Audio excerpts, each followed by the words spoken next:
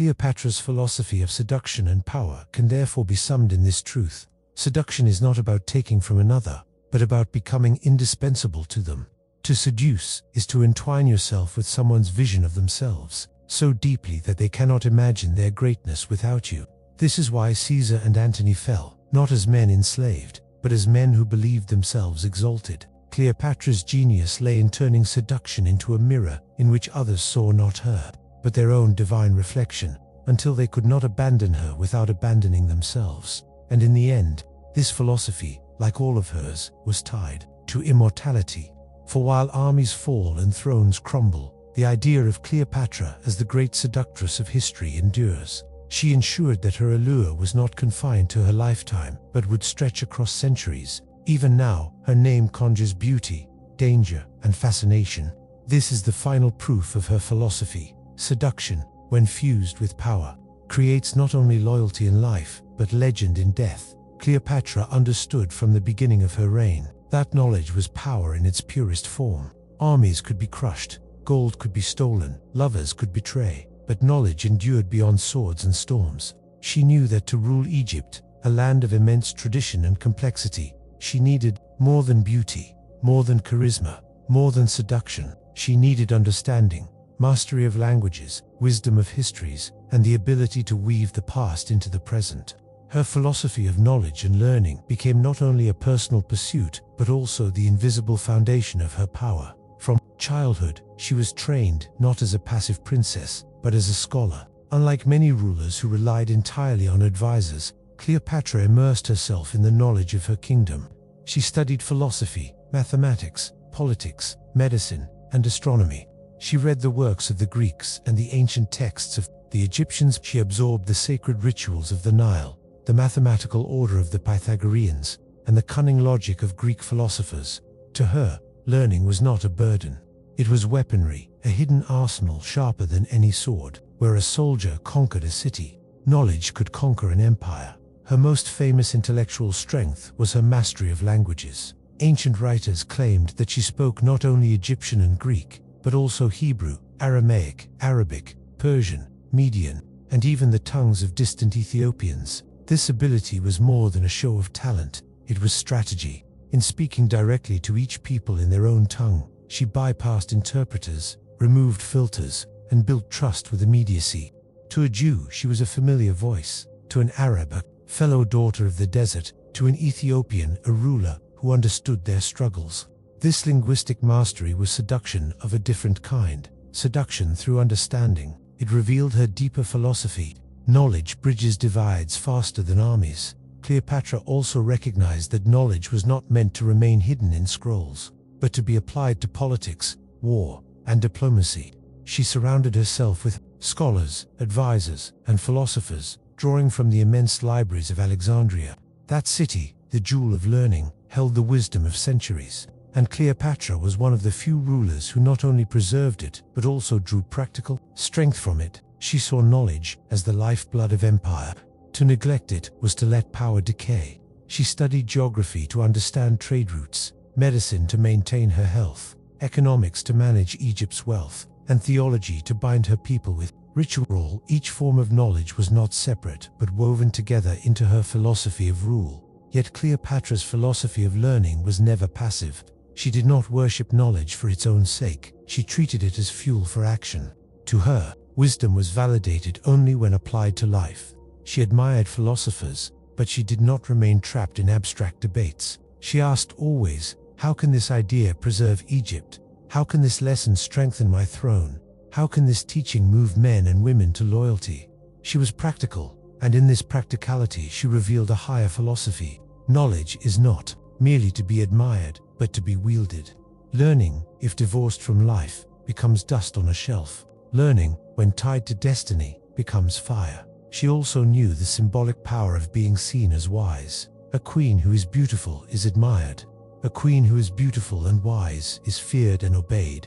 Cleopatra deliberately projected herself as a ruler of intellect. She debated with scholars, she held audiences with philosophers, she listened to the arguments of priests, and she presented herself as the one who understood the harmony between Egyptian tradition and Greek science. This duality made her unique. She could stand in the temple as a priestess of Isis and in the library as a philosopher of reason. In doing so, she embodied the marriage of two worlds, the mystical and the rational, Egypt and Greece, past and present. Her philosophy of knowledge also extended into statecraft. She believed that ignorance was the greatest weakness of rulers. A monarch who does not understand trade becomes enslaved to merchants. A monarch who does not understand war becomes enslaved to generals. A monarch who does not understand law becomes enslaved to advisors.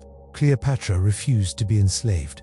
By knowing each aspect of governance, she reduced her dependence on others. She could question her generals with authority, manage her treasuries with precision, and argue with her priests as an equal. This independence of mind made her dangerous in the eyes of foreign powers, for she was not a puppet, not a figurehead, but a true sovereign intellect. She also practiced another form of knowledge, rarely discussed, the knowledge of human nature. Cleopatra observed people with sharp attention. She understood fears, desires, insecurities, and ambitions. She knew when to flatter, when to challenge, when to withhold, and when to give. Her study of people was as meticulous as her study of books. This reveals the deeper layer of her philosophy. Knowledge is not limited to scrolls. The greatest texts are the hearts of men and women. To read a person correctly is to know how to move them, and Cleopatra made of this art a lifelong study. But Cleopatra was not arrogant about knowledge. She recognized its limits. She knew that human beings cannot foresee every outcome, that learning cannot always prevent betrayal or defeat. Her own downfall proved this truth. Yet even in loss, her philosophy endured. For her story, preserved across centuries, shows that knowledge can preserve a legacy long after thrones have fallen. It is because she cultivated learning, because she preserved wisdom, because she embodied intellect as well as allure, that she remains a figure of fascination to this day. Thus, Cleopatra's philosophy of knowledge and learning can be distilled into a single principle. Knowledge is not treasure to be hoarded, but power to be lived. To know is to see beyond appearances, to act with foresight, to speak with authority, and to rule with clarity. A queen without knowledge is a pawn of fate. A queen with knowledge is fate itself. Cleopatra lived every moment of her reign with death close at hand. She inherited a throne surrounded by rivals, ruled in a land where betrayal was common, and dealt with foreign powers that viewed Egypt as prey. To her, death was never distant, never theoretical. It was a constant shadow. In the palace halls, in the chambers of politics, in the whispers of generals and courtiers. Yet she did not shrink from it. Instead, she shaped a philosophy that accepted death as both a boundary and a transformation, a threshold through which meaning could be forged, and legacy could be secured. She was born into a culture that treated death not as an end, but as a continuation. The Egyptians had always believed in the afterlife, in the judgment of the soul, in the weighing of the heart against the feather of mat.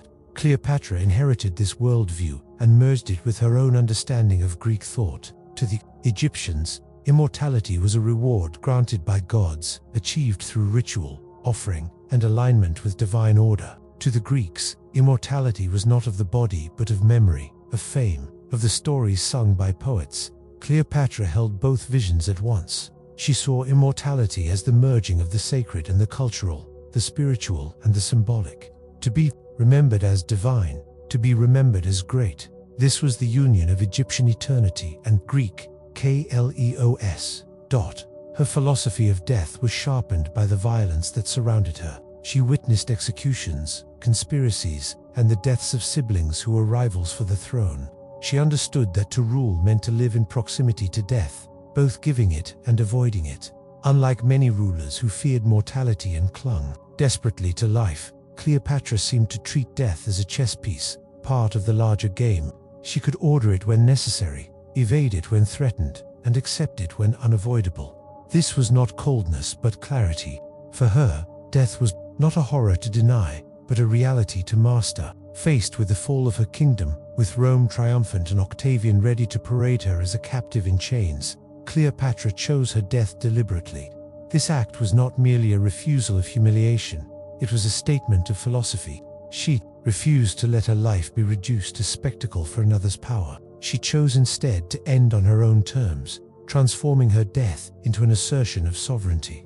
For Cleopatra, death was the last weapon, the last stage of dignity. the final act of freedom. In choosing her own end, she showed that even mortality could be bent to will. Her method of death, the serpent's bite, the aspi pressed to her skin, was chosen with symbolic precision. The serpent was both Egyptian and divine, a creature associated with royalty, eternity, and the goddess Isis. By dying through its venom, she aligned herself with divinity, cloaking her mortality in sacred imagery. To her people, she was not merely a queen dying, but a goddess returning to the gods. To her enemies, she left a puzzle and a legend. Was it poison? Was it an asp? Was it planned ritual or desperate act? In leaving mystery, she guaranteed that her death would not be forgotten. Thus, her philosophy of death included not only acceptance but design. Death, if crafted, could serve as the beginning of immortality. She also understood the Greek ideal of immortal fame, like Achilles, who chose a short life of glory over a long life of obscurity. Cleopatra chose to die in a way that would echo across centuries. To live as a prisoner in Rome would have meant survival, but at the cost of humiliation, erasure, and silence. To die as she did was to write her own myth. The world would remember her not as a chained captive, but as a queen who defied empire to the end. This was the heart of her philosophy. Death is inevitable, but how one dies can transform inevitability into legend. Her acceptance of mortality was also tied to her sense of cosmic order. Cleopatra lived as the embodiment of Isis, and in this role, she represented eternal cycles of life, death, and rebirth. Her reign was not only personal but cosmic, an echo of myth. Just as the Nile flooded and receded, just as Osiris died and returned, so too would Cleopatra's life be part of a cycle. By embracing death, she returned to this rhythm, to the eternal harmony of nature and divinity. In this sense, her philosophy was not despairing but eternal. Death was a passage, and she walked it with dignity. Yet Cleopatra was not naive about the terror of death. She knew its pain, its sorrow, its destruction. She wept for those she loved. She grieved for her losses. She trembled when fate closed in. But her greatness lay in transforming that fear into purpose. She treated fear not as paralysis, but as fuel. By living with death close at hand, she lived more sharply, more strategically, more intensely. In her philosophy, awareness of mortality was not a burden but a sharpening of existence. Those who forget death waste life. Those who remember death master it. The enduring power of Cleopatra's philosophy of death lies in how it shaped her immortality. 2,000 years after her passing, her name still burns in history. This is the paradox she embraced. In dying, she lived forever. Her philosophy teaches that mortality is not defeat if one can bind death to meaning. For most, death silences. For Cleopatra, death spoke. It became her final proclamation, her last decree, her most enduring message. Thus, Cleopatra's philosophy of death and immortality can be distilled into a single truth. Death is not the end, but the stage upon which legacy is crowned. Life is a reign, death is the seal. To live well is power, to die with meaning is eternity. Power, for Cleopatra, was never brute force alone. She was born into a dynasty where armies mattered, but where intellect, rhetoric, and the art of persuasion often determined survival. Surrounded by rival siblings, scheming courtiers, and the looming shadow of Rome, Cleopatra knew that power had to be fluid, flexible, and subtle. She believed in the power of seduction not merely as a physical act but as a total philosophy, a blending of charm, intellect, presence, and vision. Seduction, to her, was the highest form of influence, because it conquered not the body alone but the will, the loyalty, and the imagination of others. She redefined seduction away from the narrow frame of sensuality. For Cleopatra, seduction was persuasion at its most refined. It was the art of drawing others into one's orbit so completely that they no longer distinguished between their own desires and hers. To seduce was to reshape the very thoughts of another, to make them believe that her cause was their cause, her vision their destiny. She wielded her voice, her knowledge, and her theatrical mastery of presence as instruments of seduction, just as surely as she wielded beauty. This was not manipulation in the crude sense, but philosophy. Influence, she believed, was strongest when it did not feel imposed but invited. Her encounters with Caesar and Antony have often been reduced by history to tales of romance, but in truth they reveal her philosophy of power in full action. With Caesar, she recognized the man who commanded the most powerful state in the world, and she understood that survival required his favor. But she did not grovel, nor did she present herself as supplicant.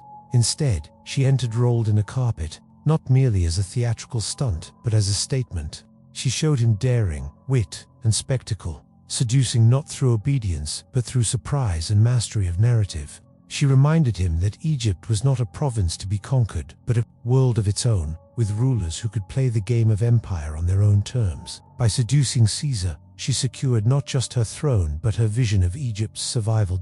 With Antony, her philosophy deepened.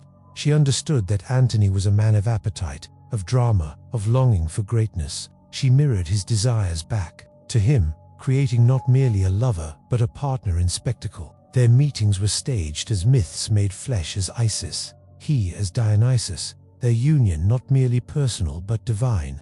In this way, she seduced not only Antony's heart, but his entire sense of destiny. He came to believe that with Cleopatra, he was not merely a Roman general, but a god reborn. This was seduction at its highest form, not to flatter weakness, but to elevate ambition, to crown the beloved in one's own myth. Cleopatra turned Antony into a figure of legend, and in doing so, bound his power to hers. Her philosophy of seduction extended beyond lovers. She seduced her court with generosity and spectacle, seduced her people with religious symbolism, seduced diplomats with her intellect and wit. She knew that power was fragile if it relied only on fear. Armies could be bought, loyalty could be betrayed, fear could be broken. But seduction built bonds of fascination, bonds that were harder to sever. To Cleopatra, the ruler who inspired awe, devotion, and desire wielded power that endured beyond armies. Seduction, therefore, was a political strategy, a survival mechanism, and a philosophy of rulership. She understood the dangers too. Seduction was not without risk. To wield it effectively required balance, for too much of it could arouse envy, suspicion, or backlash. Cleopatra navigated this tension by combining seduction with intellect. She never allowed herself to be reduced to the caricature of a temptress. Instead, she cultivated her knowledge of languages, her command of philosophy, her wit in conversation. Those who met her were disarmed, not only by her presence, but by her mind. This duality was her shield. To dismiss her as merely a woman of beauty was to underestimate her, and she ensured that such underestimation would always serve her advantage. At the core of her philosophy of seduction lay a profound insight. True power is not imposed, but invited. To force obedience breeds rebellion. To inspire desire breeds loyalty. To make others feel chosen, honored, and transformed in one's presence is to bind them willingly. Seduction was, in her hands, the opposite of tyranny. It was ruled by enchantment rather than coercion. She recognized that people yearned to believe in greatness, to be swept into stories larger than themselves. By embodying Isis, by turning her relationships into myth, by weaving theater into politics, she offered those around her not mere survival but transcendence. In following Cleopatra, they felt they became more than themselves. Yet seduction was not, for her, merely political. It was a philosophy of life. She believed that every human interaction was an opportunity to attract, to persuade, to shape. Seduction was about presence, about carrying oneself as if every gesture were a symbol, every glance a message, every word a spell. It was a philosophy of self-mastery, for to seduce others, one must first seduce oneself. Believe in one's own power so deeply that it radiates outward. Cleopatra lived as though every room she entered belonged to her the moment her presence filled it. She crafted herself as art, and in doing so, turned life into a stage where she was always the center. Her downfall, too, shows the limits of seduction. Against Octavian, a man cold, restrained, and deliberate, her philosophy met its boundary. Octavian could not be seduced by grandeur, myth, or spectacle. He embodied a new kind of power, rational, bureaucratic, stripped of passion. Cleopatra's brilliance lay in recognizing that she could not transform him as she had Caesar or Antony, but rather than surrender, she turned back to her deepest belief. If seduction could not bend Rome, then death itself could. Her final act of self-fashioning, choosing her death with mystery and symbol, was the last and greatest seduction not of a man, but of history itself. She left the world not with defeat, but with a story so powerful that Rome itself could not erase it. Thus her philosophy of power and seduction is not reducible to romance or manipulation. It is the recognition that influence is most enduring when it is willingly embraced, that desire is stronger than fear, that myth is stronger than decree. Cleopatra lived this truth fully. She did not conquer armies, yet she conquered imaginations. She did not outlive her enemies, yet she outlasted them in memory. To seduce is to rule without chains, to bind without force, to conquer without war. For Cleopatra, seduction was not the shadow of power. It was power itself. Cleopatra's reign was marked not only by political turmoil and shifting alliances, but also by her relentless pursuit of knowledge. To her, knowledge was not a luxury nor an ornament of the mind. It was a weapon, sharper than the sword, more enduring than armies, and more decisive than fortune. She recognized that empires rise and fall not merely through force, but through the vision of those who understand the hidden patterns of power. Knowledge, therefore, became the cornerstone of her philosophy of strategy, a philosophy that sought to turn learning into survival and intellect into sovereignty. She inherited a kingdom where learning had been revered for centuries. Alexandria, the city of her birth and throne, was not merely a political capital, but the intellectual heart of the ancient world. Its library, its scholars, its scientists, and its philosophers represented the accumulated wisdom of countless civilizations. Cleopatra grew up in this atmosphere of inquiry, surrounded by texts, teachers, and traditions that valued the mind as much as the sword. She absorbed languages, histories, philosophies, and sciences, not for idle curiosity, but for practical command. It is said that she spoke with ambassadors in their own tongue, without the need for interpreters, turning language itself into a tool of diplomacy. Each word she mastered was a thread of influence, each dialect a new gateway into the minds of others. Knowledge for Cleopatra was inseparable from strategy. She understood that to govern Egypt, she needed more than armies. She needed to anticipate the tides of politics, to read the shifting balances of power, to know when to bend and when to resist. Her study of history taught her that kingdoms destroyed by Rome had not perished because of weakness alone, but because of miscalculation. To survive, Egypt had to be more than strong. It had to be clever, adaptive, and visionary. This conviction shaped her reign. She turned scholars into advisors, scientists into navigators of the Nile, and philosophers into interpreters of destiny. Her strategic brilliance lay in her ability to fuse intellect with action. Knowledge, for her, was not abstract speculation. It was a living map of possibilities. She used astronomy to guide agriculture, ensuring Egypt's food supply. She studied medicine, both as a means of healing her people and as a means of understanding poisons, antidotes, and the mysteries of life and death. She turned religion into a strategy, presenting herself as the living embodiment of Isis, thereby binding faith to power. She even drew on theatrical knowledge, recognizing that spectacle was a form of persuasion.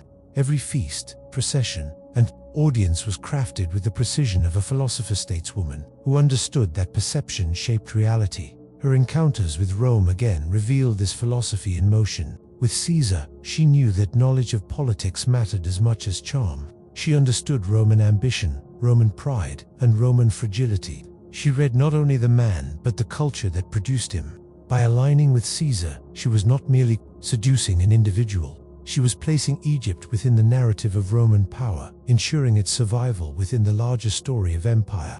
With Antony, she read his nature with equal precision. She saw that he longed for grandeur and myth, and so she gave him what knowledge had taught her, that men of power are most easily guided when they are made to believe they are living legends. She shaped her strategies according to the character of those she faced, proving that true knowledge lies not in books alone but in the study of human nature. Her philosophy of strategy also recognized the limits of control. Cleopatra knew that no amount of knowledge could eliminate uncertainty. The Nile could flood too high or too low. Rome could turn on itself in civil war. Fortune could undo the careful work of decades. But rather than despair at uncertainty, she embraced it. Strategy, she believed, was not about eliminating risk, but about bending it to one's advantage. She treated chance as an element to be read, predicted, and, when possible, redirected.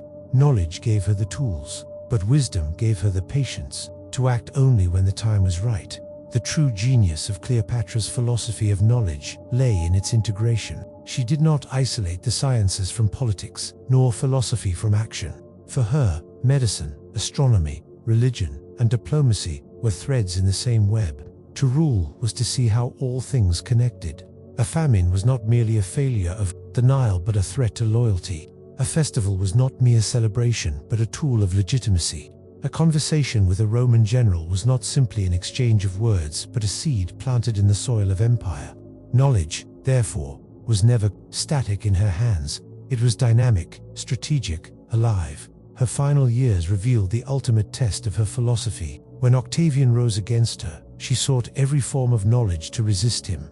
She studied his character, his discipline, his refusal of spectacle, his cold rationality. She recognized at once that the strategies which had worked with Caesar and Antony would fail with him. Octavian represented a new world, one where power was no longer clothed in myth but in administration. Against such an enemy, her arsenal of knowledge could not secure victory, but it allowed her to preserve dignity. She saw that to resist him openly was futile, but to surrender without statement was worse. Her final act, choosing death on her own terms, was a strategic conclusion drawn from knowledge of the inevitable.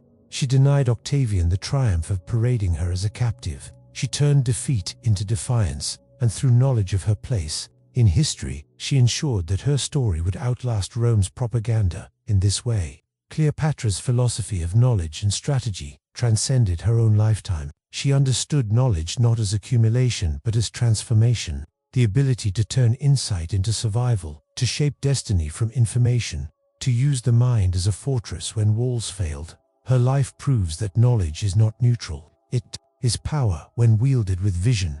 It is weapon when paired with strategy. And in Cleopatra's hands, it was the force that made a queen not merely a ruler of Egypt, but a symbol for all ages of intellect bound with sovereignty. The reign of Cleopatra was lived under the shadow of two great forces: the inexorable sweep of history and the fragile freedom of individual choice. To rule Egypt at the edge of Rome's expansion was to live in the tension between fate and free will. Cleopatra understood this tension intimately. She inherited a throne not as a gift but as a precarious inheritance, contested by siblings, threatened by internal unrest, and overshadowed by the looming power of Rome. From her earliest years she was confronted with the question that philosophers had wrestled with for centuries: are we masters of our destiny, or are we merely players upon a stage whose script is already written? Cleopatra's answer was neither surrender to fate nor naive belief in limitless freedom.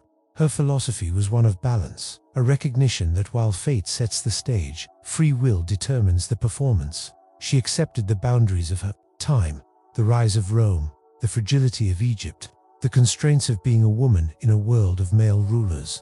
But within those boundaries, she carved spaces for action, choice, and strategy. Fate provided the riverbed, but free will allowed her to shape the current. She found symbols of this philosophy in Egypt's traditions. The Nile itself was a living metaphor of fate and freedom. Its flood was beyond human control, a destiny written by the gods or by the stars. Yet within the flood lay opportunity, for through planning, irrigation, and knowledge, its waters could be directed, harnessed, and transformed into abundance. Life in Egypt was always suspended between inevitability and agency. Cleopatra inherited this worldview and elevated it to the level of philosophy, applying it not only to agriculture but to politics, diplomacy, and survival. Her encounters with Rome placed this philosophy under constant trial. When Caesar arrived in Alexandria, fate had brought him to her shores, embroiled in his own civil war. Yet free will dictated her response. She could have resisted, withdrawn, or yielded quietly. Instead, she chose boldness, slipping into the palace in defiance of danger, presenting herself before Caesar in the dramatic gesture that history still remembers. This was an act of will, but one shaped by the fate of Rome's arrival. In this moment, Cleopatra proved that while one cannot choose the forces that descend upon them, one can choose how to meet them. And in that choice lies dignity and destiny alike. Her union with Antony revealed the same balance. She could not alter the tide of Roman civil strife, nor prevent Octavian's rise. These were matters larger than Egypt, larger than herself. But she could direct Antony's loyalty, she could shape alliances, she could create a vision of power that transcended Rome's cold practicality. She made choices that gave Egypt decades of survival beyond what fate alone would have allowed. Even in her defeats, her philosophy held. Freedom lies not in control of the whole story, but in control of one's part within it. This perspective was rooted in her education. She read the texts of Greek philosophy, where fate was debated by Stoics, Epicureans, and Platonists. The Stoics claimed that all was woven by the loom of destiny, that human freedom consisted only in acceptance of what cannot be altered. The Epicureans argued for chance, for the randomness of atoms, and for the possibility of carving out freedom in a universe indifferent to human will. Cleopatra absorbed these teachings, yet adapted them to her lived reality as queen. She did not embrace the Stoic resignation that would have paralyzed action, nor the Epicurean retreat that would have left Egypt defenseless. Instead, she forged her own synthesis: accept the immovable, act upon the movable, and distinguish with wisdom between the two. Her belief in the gods also shaped her philosophy. As pharaoh, she was considered the earthly embodiment of Isis, tied to the cycles of divine order, or Mat. This role suggested a destiny beyond her personal choice, yet she interpreted it not as a prison, but as a responsibility. To be Isis on earth was to embody harmony, justice, and power. She used this divine fate as a platform for free will, reinforcing her legitimacy while still exercising her own judgment. Fate gave her the crown, but free will determined how she wore it. Her final days revealed the deepest expression of this philosophy. As Octavian closed in, fate appeared absolute. Egypt was surrounded, Antony was defeated, and Rome's victory seemed inevitable.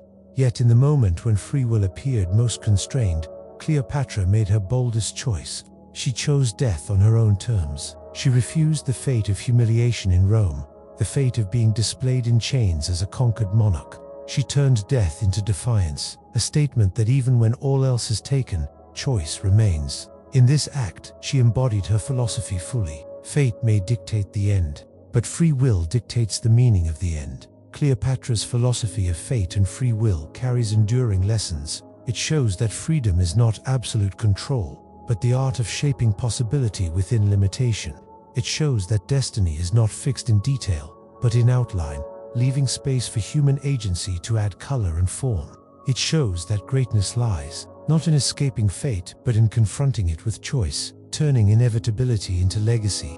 For Cleopatra, the dance between fate and free will was not abstract speculation. It was the rhythm of her reign, the pulse of her survival, and the philosophy that allowed her to transform her life into one of the most enduring stories in human memory. Power is never merely about armies, thrones, or crowns. It is also about influence, persuasion, and the ability to command loyalty without force. Cleopatra understood this with rare clarity.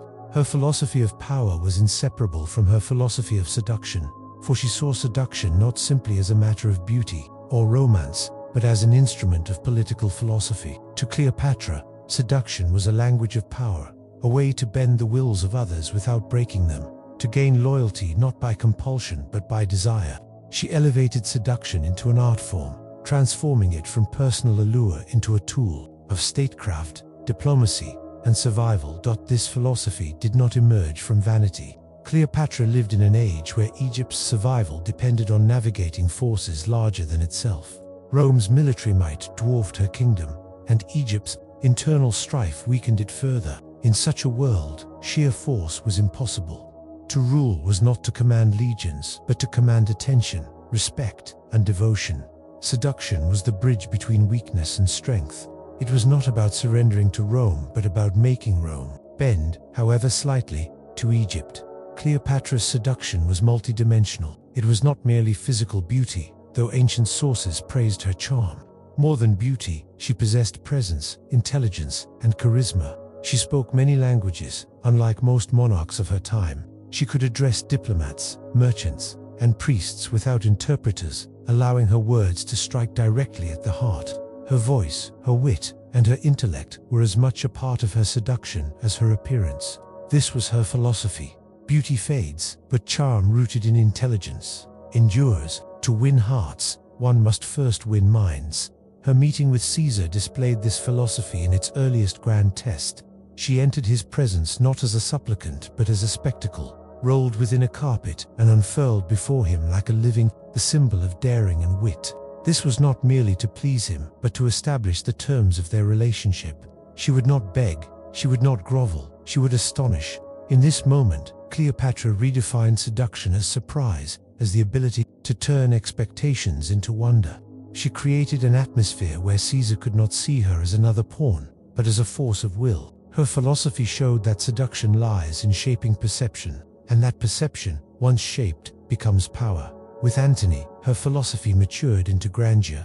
Their alliance was not built upon private passion alone, but upon spectacle. Cleopatra understood that power must be made visible, that seduction must be performed on a stage broad enough for nations to witness. She hosted Antony on her gilded barge upon the Nile, surrounded by music, perfumes, and lavish feasts.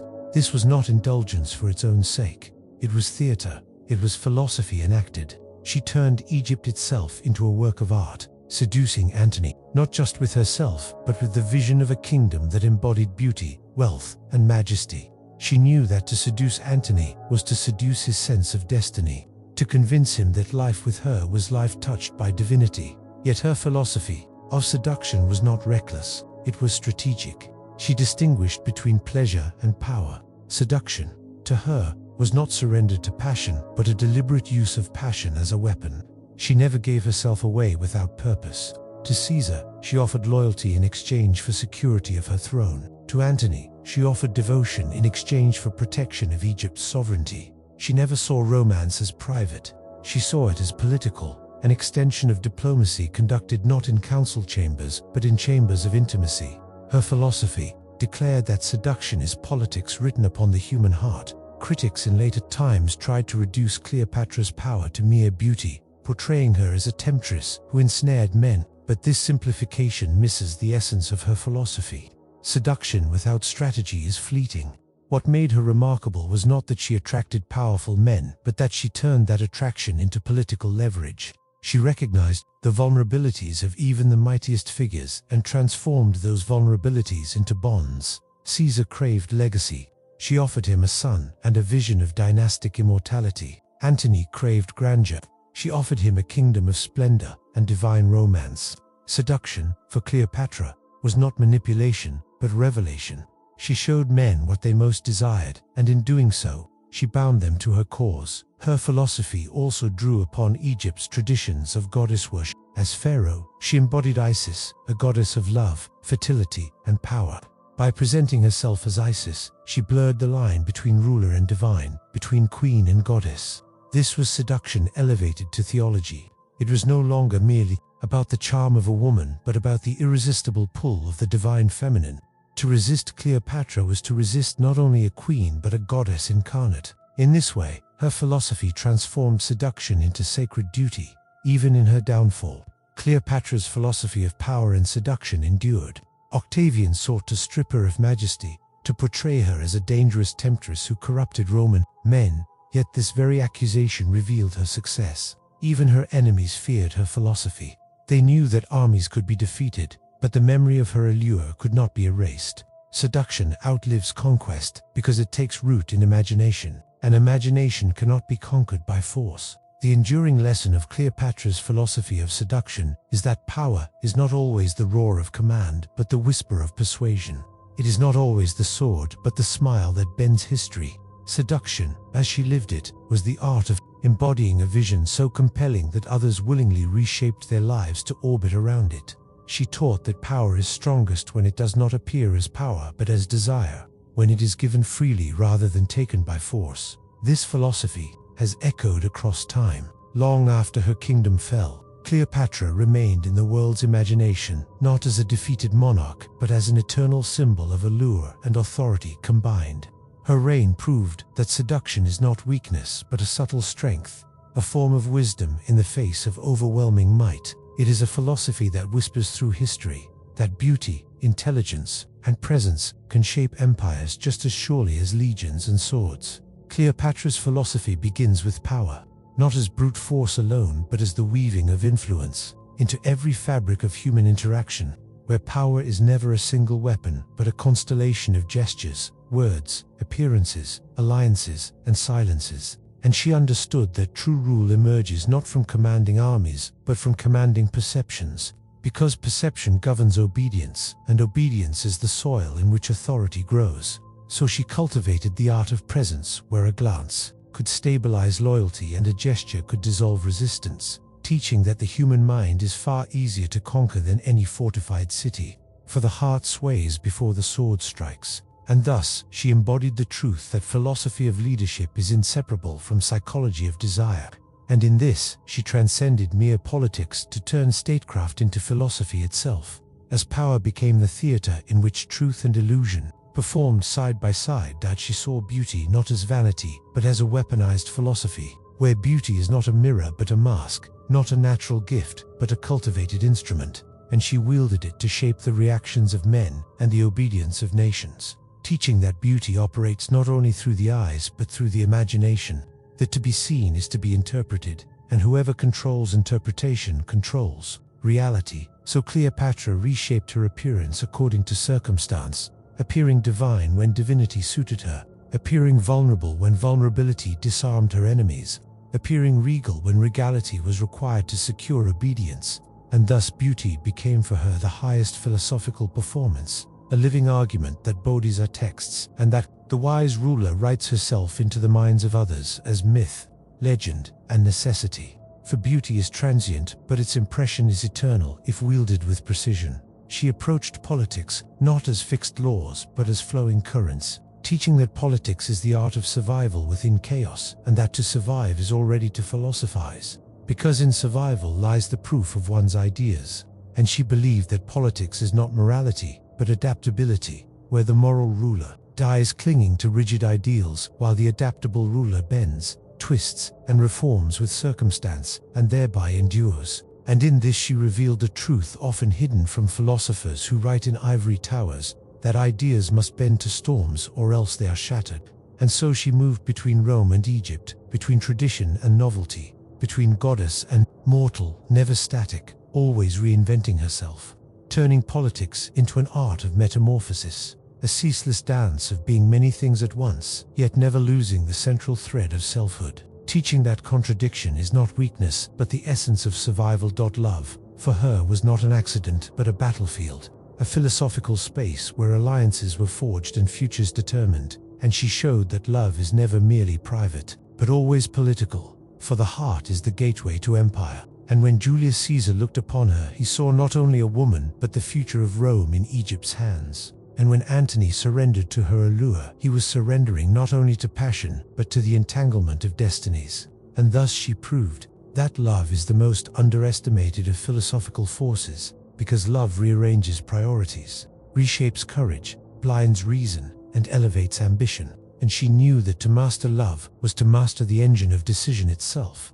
turning the private into the public, the intimate into the imperial, showing that philosophy of love is philosophy of power disguised in tenderness, that the embrace of two bodies may be the hinge upon which civilizations turn, and that the philosopher who ignores love ignores half of history's truths. Mortality was never far from her mind, for she ruled a land that had worshipped the afterlife for millennia, and in her own reign she saw the shadow of empire's decline, teaching her that all splendor is temporary, that palaces crumble and armies vanish, but the image of sovereignty endures if cultivated with precision. So she sought not immortality of flesh, but immortality of legend, ensuring that her death would be remembered not as defeat but as defiance, for to choose her own death was to steal power from her enemies, turning what could have been humiliation into eternal sovereignty over memory itself. And this philosophy of death reveals her greatest insight, that final acts matter more than beginnings, and that the will to author one's ending is the ultimate freedom, for no conqueror can own the soul that designs its own exit. Identity for Cleopatra was fluid and layered, not singular but multiple, for she was Macedonian by blood, Egyptian by throne, Greek in education, Roman in alliances, and divine in presentation. And she taught that identity is never essence but performance, that people are not born into a single destiny but weave identities according to necessity.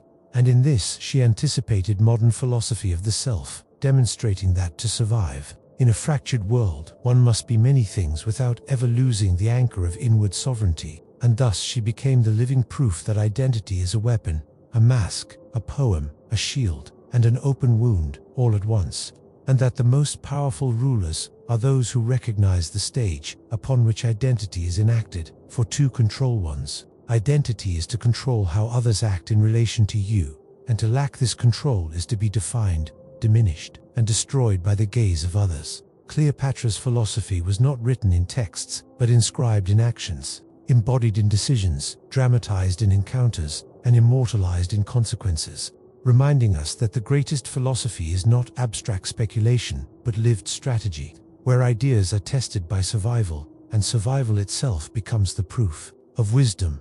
And though she lived in an age of swords and politics, her lessons pierce across centuries, whispering that beauty is a tool, that power is theater, that love is empire, that identity is performance, and that death is authorship. And in all these she left behind not only a legacy of Egypt's last queen, but a philosophy of existence that reveals how humans may turn fragility into strength, and how one woman transformed her life into a mirror for the timeless struggle between desire and destiny, between mortality and immortality, between being and becoming. Fate for Cleopatra was both chain and opportunity, for she inherited a throne surrounded by enemies and allies alike, a fragile kingdom balanced between Roman ambition and Egyptian tradition. Yet she never accepted fate as a movable law, but as a battlefield where willpower wrestled with circumstance. And she believed that destiny is not handed down like stone tablets, but is instead written by those bold enough to intervene. For she saw in every prophecy a chance to bend its course,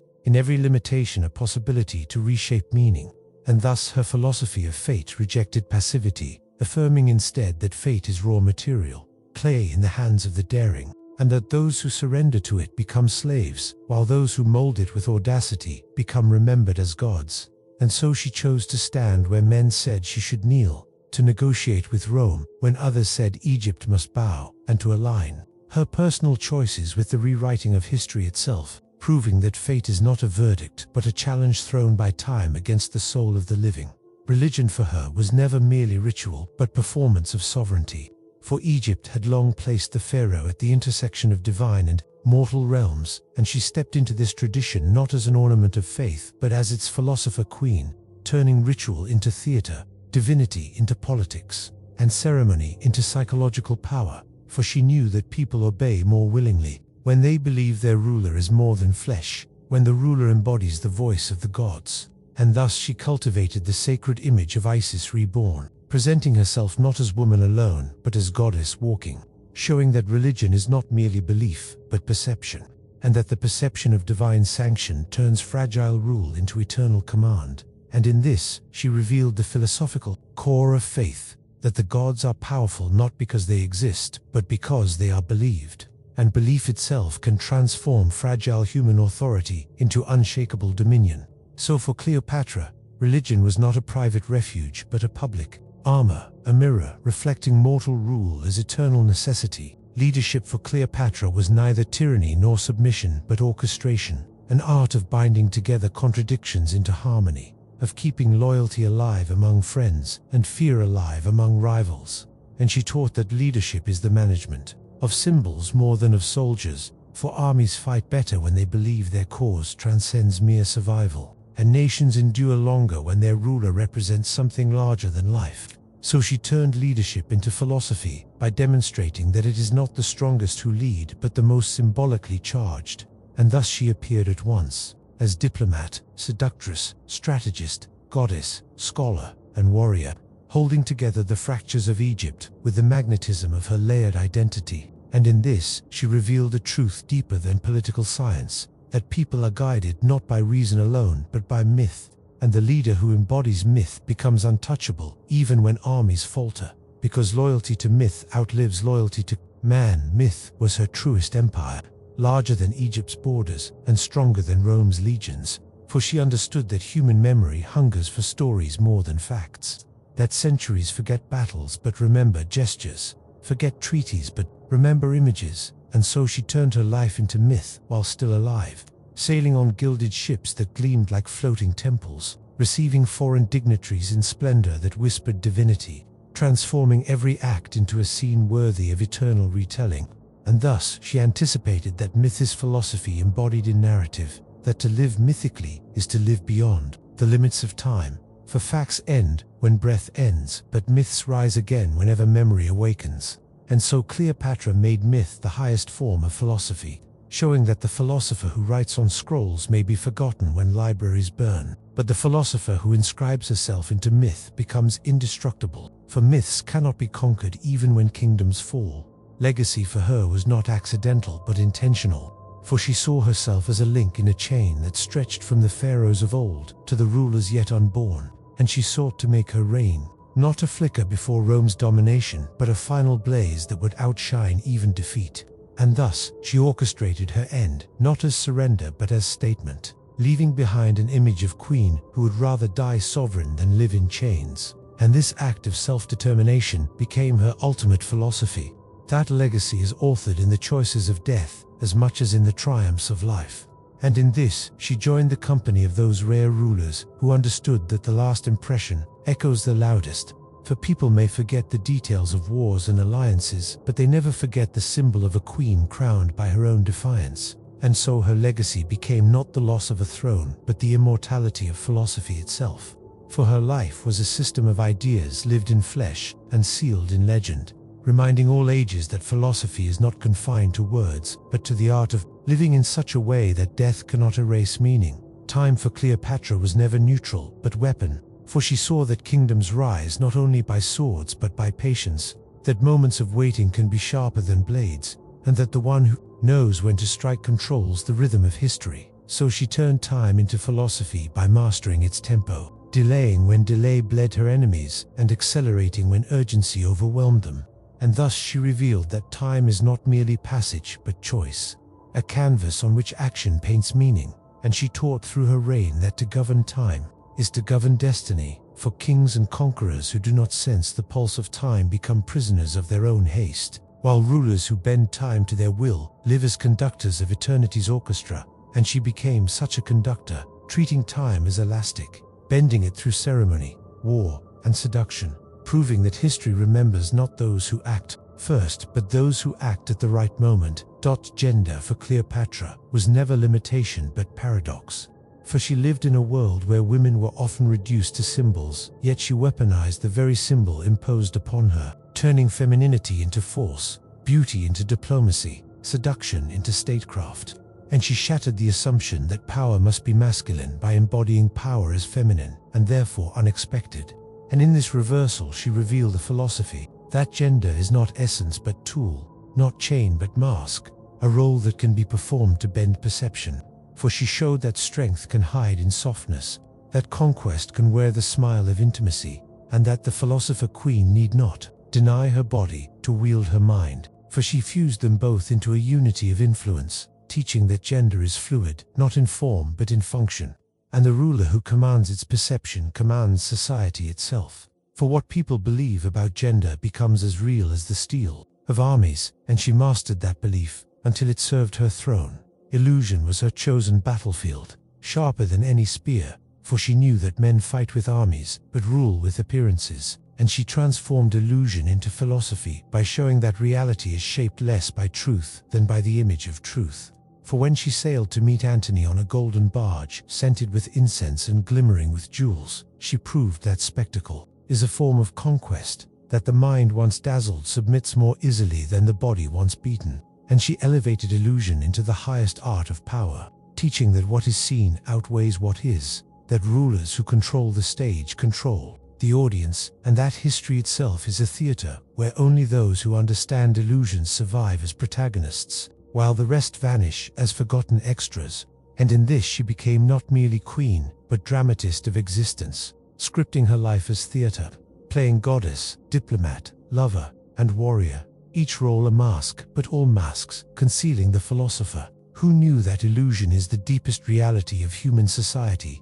Strategy for Cleopatra was not lines on maps, but patterns in minds. For she recognized that war is not always decided on battlefields, but in the invisible movements of trust, betrayal, and perception. And she raised strategy into philosophy by proving that intellect can rival iron.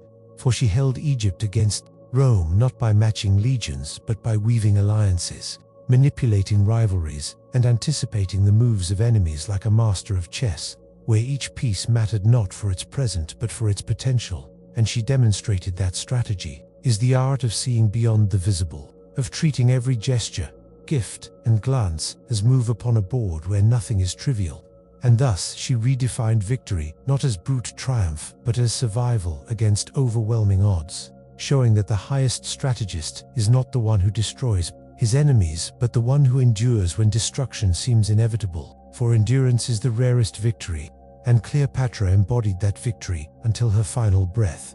Art was not ornament but philosophy in her world, for she understood that beauty persuades where argument fails, that architecture, poetry, and spectacle sculpt the emotions of nations more deeply than laws, and she turned art into her weapon, dressing herself not only in jewels but in meaning, staging banquets not only as feasts but as demonstrations of abundance, appearing in rituals not only as queen but as myth, and through this she proved that art is not merely reflection of culture but command of it, that rulers who master art rule twice, once by armies and again by imagination.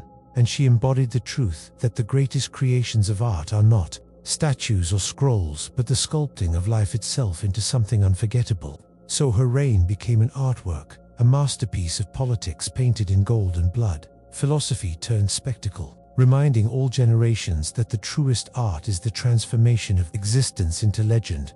Survival was her deepest philosophy, for she inherited a kingdom surrounded by empires that devoured nations as casually as serpents devoured birds. Yet, she preserved Egypt longer than fate should have allowed, and in this she revealed that survival is not mere persistence, but art of adaptation. That to live in a hostile world, one must learn to bend without breaking, to yield in appearance while resisting in essence. And she embodied this balance, bowing where she must yet never surrendering her sovereignty, negotiating with Rome yet never dissolving Egypt's spirit. And thus she taught that survival is not the absence of defeat, but the refusal of erasure. That even when land is conquered, memory can be preserved, and that to survive is to ensure that identity outlasts oppression. And in this her own survival became larger than her life, for even when her body perished, her philosophy endured, her image survived as symbol, her myth lived on, proving that the queen who lost her throne still conquered eternity through the endurance of her name. Power for Cleopatra was never static possession but flowing current, a river that shifted with the tides of loyalty, fear, and ambition. And she understood that to sit upon a throne was not to own power but to ride it, balance upon it, direct it stream without ever imagining it was truly hers. And she transformed this recognition into philosophy, seeing that power exists only in relation, that a queen without subjects is only a woman with jewels, that authority is an illusion sustained by recognition, and she devoted herself to the maintenance of this recognition through ritual, spectacle, and diplomacy, proving that the wisest ruler does not cling to power as object, but dances with it as movement. And she revealed that power is neither inherently cruel nor inherently just, but becomes what its wielder shapes, and that the one who believes power eternal becomes its prisoner, while the one who treats power as transient learns how to bend its currents. And she lived in this bending, keeping Egypt sovereign in the jaws of empires far greater than her own, showing that true power lies not in domination, but in mastery of balance. Death for Cleopatra was not merely an end, but the ultimate stage upon which philosophy must act, for she saw that all reigns end, that kingdoms dissolve, that beauty fades, and that to deny death is to deny reality itself. And she faced this truth, not with despair but with artistry, crafting her own death into a final act of sovereignty, refusing to be paraded as trophy in Rome, refusing to become spectacle of humiliation. And in this, she proved that death can be shaped, chosen, directed, that it can be final affirmation of freedom, and her death by asp became not tragedy but declaration. Her ultimate philosophy, that the queen who loses everything may still choose the manner of her ending. And through this choice she conquered even in defeat, teaching that death is not negation but transformation, not silence but statement. And the ruler who meets it with intention turns mortality into immortality, as she did, for her body dissolved, but her death spoke louder than her life, echoing across centuries as proof that philosophy reaches its purest when sealed by finality. Desire for Cleopatra was not weakness, but instrument. for she knew that human longing governs action more than law or reason, and she elevated desire into philosophy by showing that it is not to be feared nor denied, but to be understood, guided, and redirected. And she embodied this through her alliances with Caesar and Antony, which were not only romances but political fusions, unions of passion and power where intimacy became diplomacy, proving that desire is not separate from politics but woven into it, that the same hunger that draws lovers together also drives empires into war. And she wielded her beauty and charisma as tools, not of vanity but of sovereignty, revealing that desire is the deepest current in the human soul, and that those who master it govern more deeply than those who merely command obedience. For desire turns subjects into loyalists, generals into allies, and enemies into and she lived this truth, not as courtesan but as philosopher of passion, teaching that desire, when consciously wielded, becomes as sharp a weapon as any blade. Betrayal surrounded Cleopatra like a shadow, for she reigned in a world where loyalty was fragile and alliances cracked beneath ambition, and she turned betrayal into philosophy by recognizing that treachery is not exception but rule, that trust in politics is always temporary, and that the wise ruler must expect betrayal not with despair but with preparation. And she crafted her strategies upon this foundation, reading faces, testing promises, watching for fractures before they appeared. And in this vigilance, she proved that betrayal is not failure but inevitability, that the only error is to be surprised by it. And she accepted its presence as constant companion, even in love, even in family.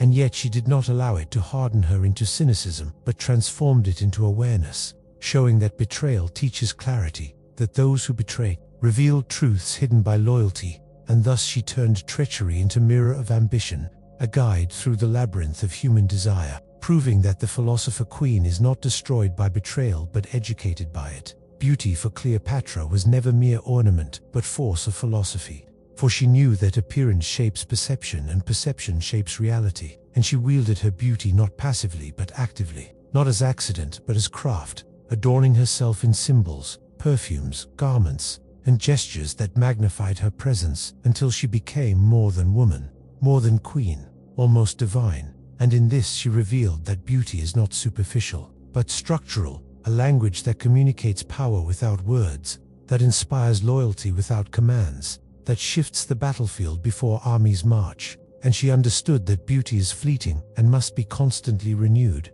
reinvented, reshaped into spectacle, and she turned this reinvention into art, embodying the philosophy that beauty is not possession but performance, and the ruler who performs it with mastery becomes unforgettable, while the ruler who neglects it vanishes, and thus her beauty lived longer than her reign, enduring in paintings, myths, and stories, for she proved that beauty wielded consciously is not illusion, but immortality. Knowledge was Cleopatra's hidden foundation, for beneath her jewels and ceremonies she was scholar, polyglot, astronomer, and student of philosophy, absorbing wisdom from Egypt, Greece, and Rome.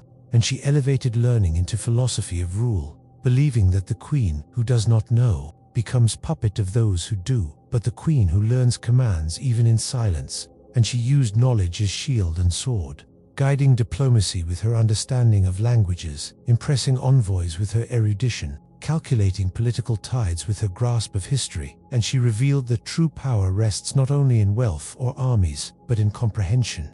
Foreknowledge allows one to see the invisible threads connecting cause to consequence, and she turned her court into center of intellect as much as center of power, showing that wisdom is not separate from politics but its very foundation. And she embodied the truth that rulers who neglect learning are soon ruled by those who do not, while rulers who embrace knowledge reign beyond the grave through their ideas. Eternity for Cleopatra was not abstraction but necessity, for she knew her kingdom could not forever resist Rome, that her throne would one day crumble. And so she turned her philosophy toward the eternal, seeking not to preserve her body but her image, not her palace but her legend. And she lived with awareness that every gesture, alliance, ritual, and decision carved itself into the stone of memory. And she consciously shaped herself as myth, aligning with Isis, embodying goddess, staging her life as theater not merely for her people but for history. And in this she revealed that eternity is not gift of gods but creation of human will, that those who live consciously as symbols transcend their mortality, and she achieved this transcendence, for though Egypt fell, her name endured. Her story became eternal, proving that eternity is not measured in years, but in remembrance, not in survival of empire, but in survival of meaning, and she mastered that survival, sculpting herself into an idea too powerful for death to erase. Destiny for Cleopatra was never passive acceptance, but battlefield of interpretation, for she knew that prophets, priests, and rulers alike invoked destiny as weapon, binding the will of others with chains of inevitability, and she refused to be prisoner of such chains, instead recasting destiny as narrative she herself authored, weaving her life with omens, aligning herself with Isis, shaping public belief that her reign was not coincidence but cosmic design, and in doing so she proved that destiny is not what one is given but what one convinces others is ordained, for fate exists not in stars but in stories, and she became master storyteller of her own divine right, turning the fluid uncertainty of history into fixed destiny by performance and declaration,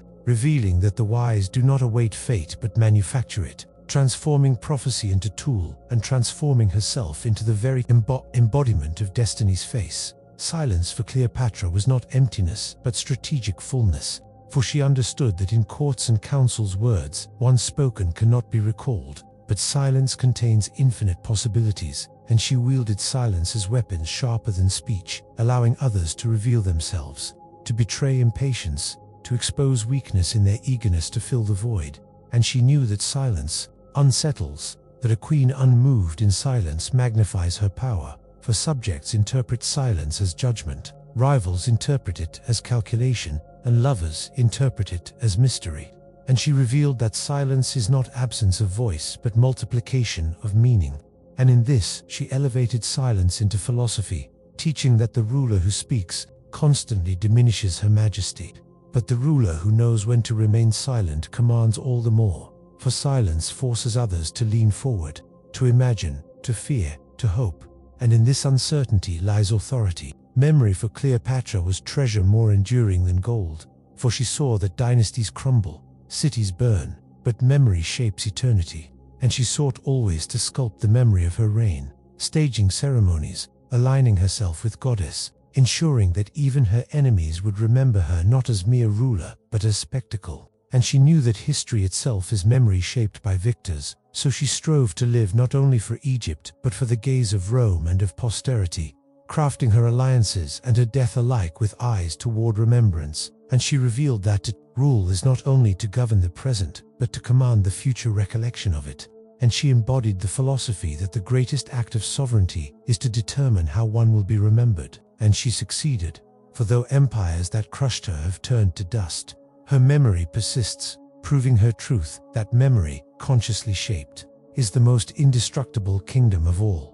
Chaos for Cleopatra was not curse but opportunity, for she reigned in an era of turbulence, with Rome devouring kingdoms and Egypt itself trembling in instability, and she recognized that chaos is an inevitable force that dissolves order, but within its dissolution lies possibility of reshaping, and she wielded chaos as weapon, turning unpredictable storms into veils behind which she maneuvered, using Rome's own rivalries to secure her place, using civil unrest to present herself as stabilizing force, using disorder not as reason for despair but as raw material for creation.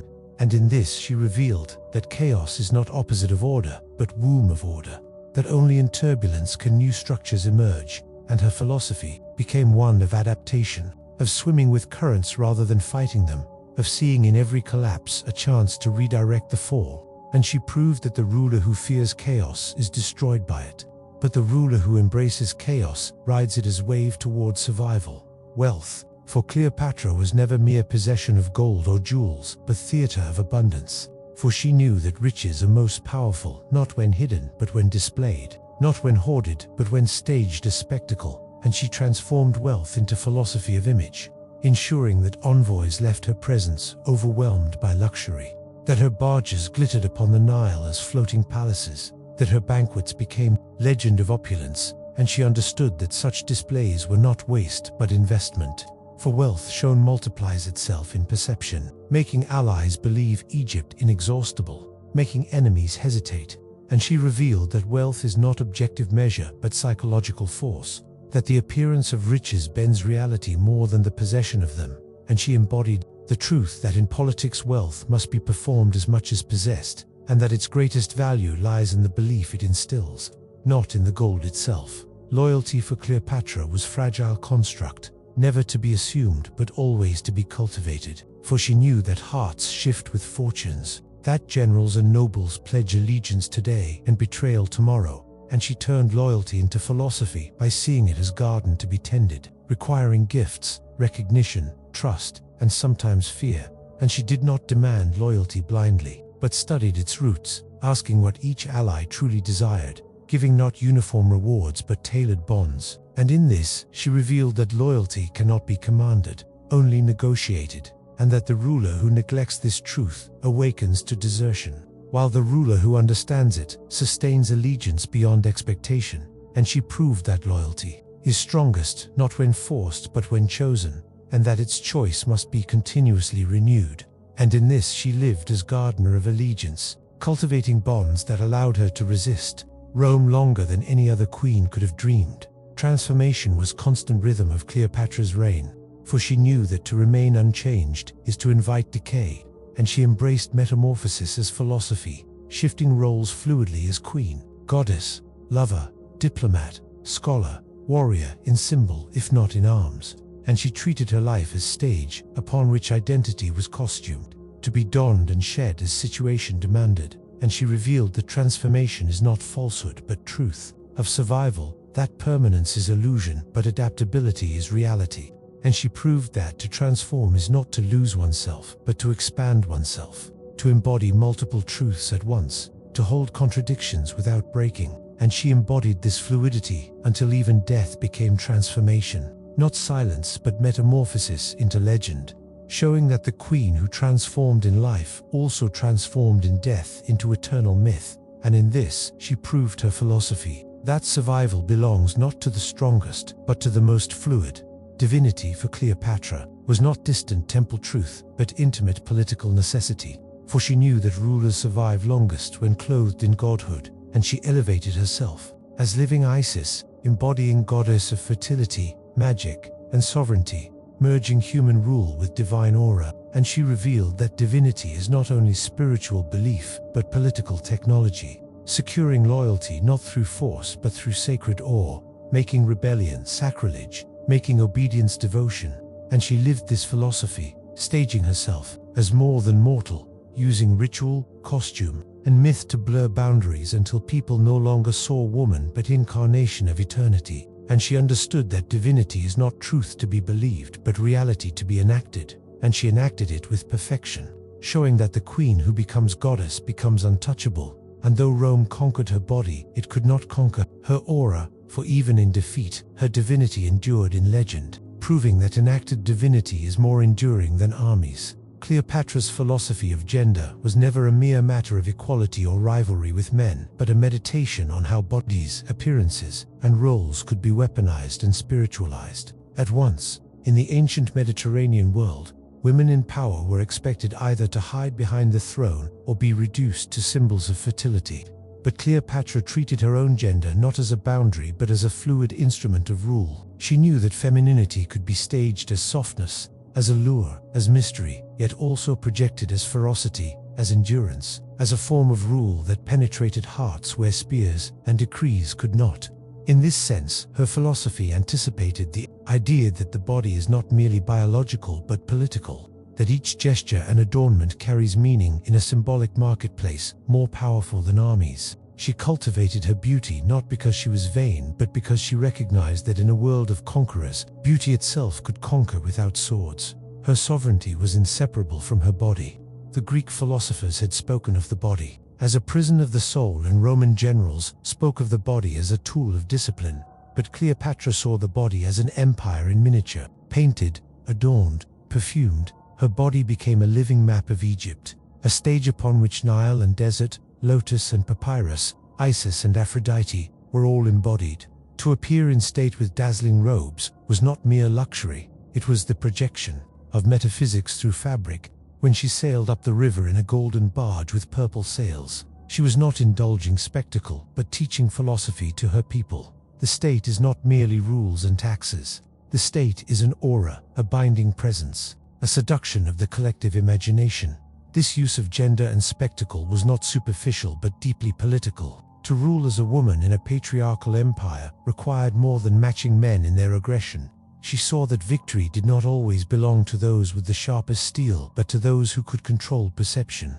Thus, her philosophy of sovereignty was inseparable from performance. Rule, she believed, is never naked power, but always clothed in illusion, ritual, and theater. Even her intimate affairs with Julius Caesar and Mark Antony were less romantic entanglements than philosophical experiments in how Eros could bind politics across cultures by aligning herself with men who embodied Roman power. She was testing a theory of unity, that love itself could be diplomacy, that the bedroom could be a second Senate chamber where decisions of empire were rehearsed in whispers rather than decrees. Cleopatra also reshaped the idea of immortality through gender. Male rulers sought immortality in statues and pyramids, colossal testaments of stone that defied time. But Cleopatra embodied immortality in flesh, in voice, in gesture. By merging herself with Isis, she created a living divinity, not a relic. The philosophy here was radical. The divine need not be an absent god in temples, but a breathing body in the throne room. If the gods were distant, then why not draw them down into the human form and let the queen herself embody their presence? This was philosophy enacted, not in treatises but in festivals, in coronations, in daily rituals where the queen's femininity became a channel of cosmic order.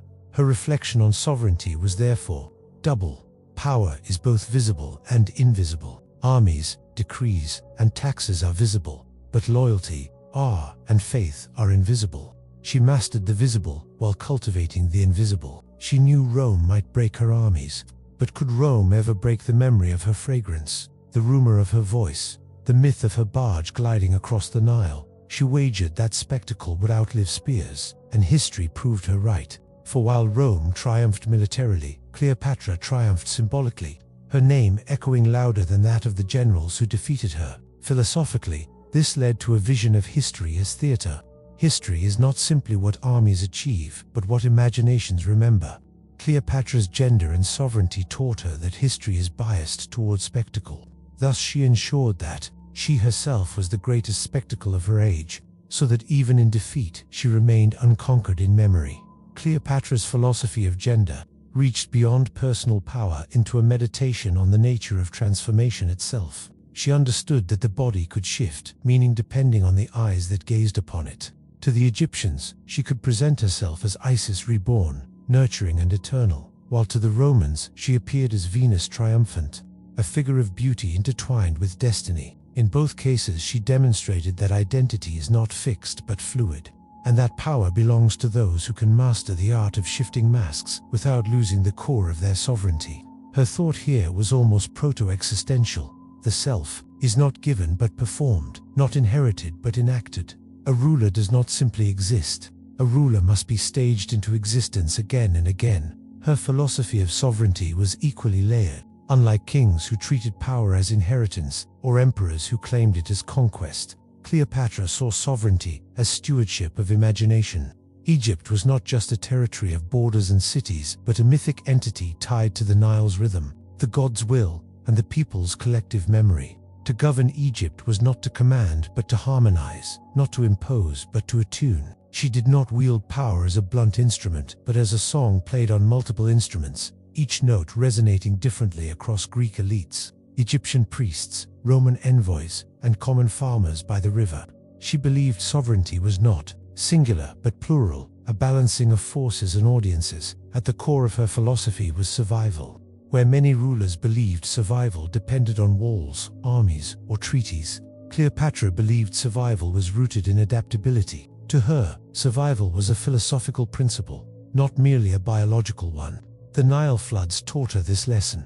Each year brought destruction and renewal, devastation and abundance. From the Nile she learned that survival requires transformation, that to endure one must bend and reshape rather than resist until breaking. Just as the Nile carved new paths through the land, so must a ruler carve new identities through time. This insight became her political weapon.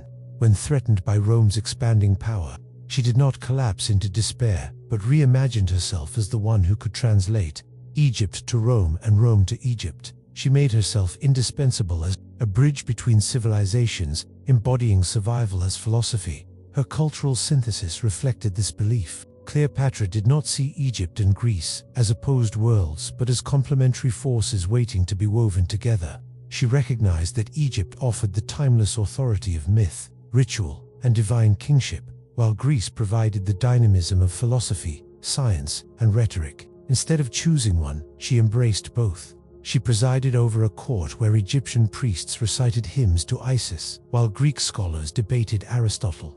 She adorned herself with Egyptian crowns while quoting Greek poets to Roman generals. Her philosophy was that truth does not reside in purity but in mixture. Purity is fragile, but mixture is resilient. By combining traditions, she believed she could create a civilization stronger than either alone. This philosophy of mixture was itself revolutionary. Many rulers defined themselves by exclusion, declaring their people superior and others inferior. Cleopatra defined herself by inclusion, absorbing influences without being swallowed by them. She did not fear contamination, she feared stagnation. She saw that civilizations die when they close themselves, but live when they absorb. Thus her rule became a living experiment in syncretism. She was Greek by blood, Egyptian by throne, Roman by alliance, and divine by myth. In embodying all these, she crafted a philosophy of plurality centuries before it would be articulated in modern thought. Her reflections on sovereignty extended even further into the metaphysical. To her, sovereignty was not just rule over people, but communion with time itself. She understood that rulers are temporary, but symbols are eternal. While armies could erase borders, they could not erase symbols lodged in imagination. This is why she invested so heavily in ritual, spectacle, and narrative. She knew she could not outlast Rome in brute force, but she could outlast Rome in memory. She placed her bet on time, wagering that centuries later, people would still speak her name with fascination, even if Egypt fell. This philosophy turned defeat itself into a form of triumph. In her reflections on death, Cleopatra revealed perhaps her deepest philosophical core. For her, death was not merely the end of the body, but the final stage of sovereignty. She realized that how one dies can shape how one is remembered more than how one lives. Death is the ultimate performance, the last opportunity to script meaning into the world. Thus she chose her death carefully, not as an accident of war, but as a deliberate act of authorship. By dying on her own terms, adorned in royal dignity, she turned death into an affirmation of autonomy. Her suicide was not despair, but philosophy enacted with absolute clarity. Sovereignty means ruling even over the final moment. In this sense, Cleopatra's thought offers a meditation on freedom. Freedom is not the absence of chains, for all rulers are bound by circumstance, politics, and fate. Freedom is the capacity to turn necessity into theater, constraint into art, defeat into legend. She was never fully free of Rome, never free of the Nile's cycles, never free of mortality. Yet she transformed these constraints into opportunities to redefine herself. Her freedom lay not in escaping limits, but in mastering the story told. Within them, Cleopatra's philosophy of wealth diverged from the typical understanding of gold and treasure as fixed resources. To her, wealth was not the coins in vaults, nor the jewels in temples, but the capacity to direct desire. She knew that people's imaginations mattered more than their possessions.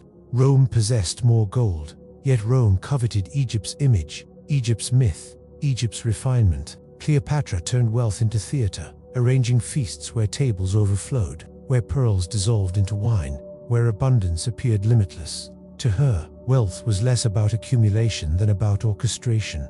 A pearl consumed before the eyes of Roman envoys was not waste but investment, for it impressed upon them that Egypt operated in dimensions they could not fully control. Her philosophy was that wealth is narrative. The story others tell about your abundance matters more than the actual count of treasures. By making wealth appear inexhaustible, she bent perception into power. Her reflections on pleasure were equally philosophical. She rejected the narrow Roman suspicion of pleasure as weakness. To Cleopatra, pleasure was not indulgence but revelation. The body, in its capacity for delight, revealed truths the mind often ignored. The fragrance of lotus, the shimmer of silk, The rhythms of music by the Nile, these awakened a harmony between human existence and the cosmos.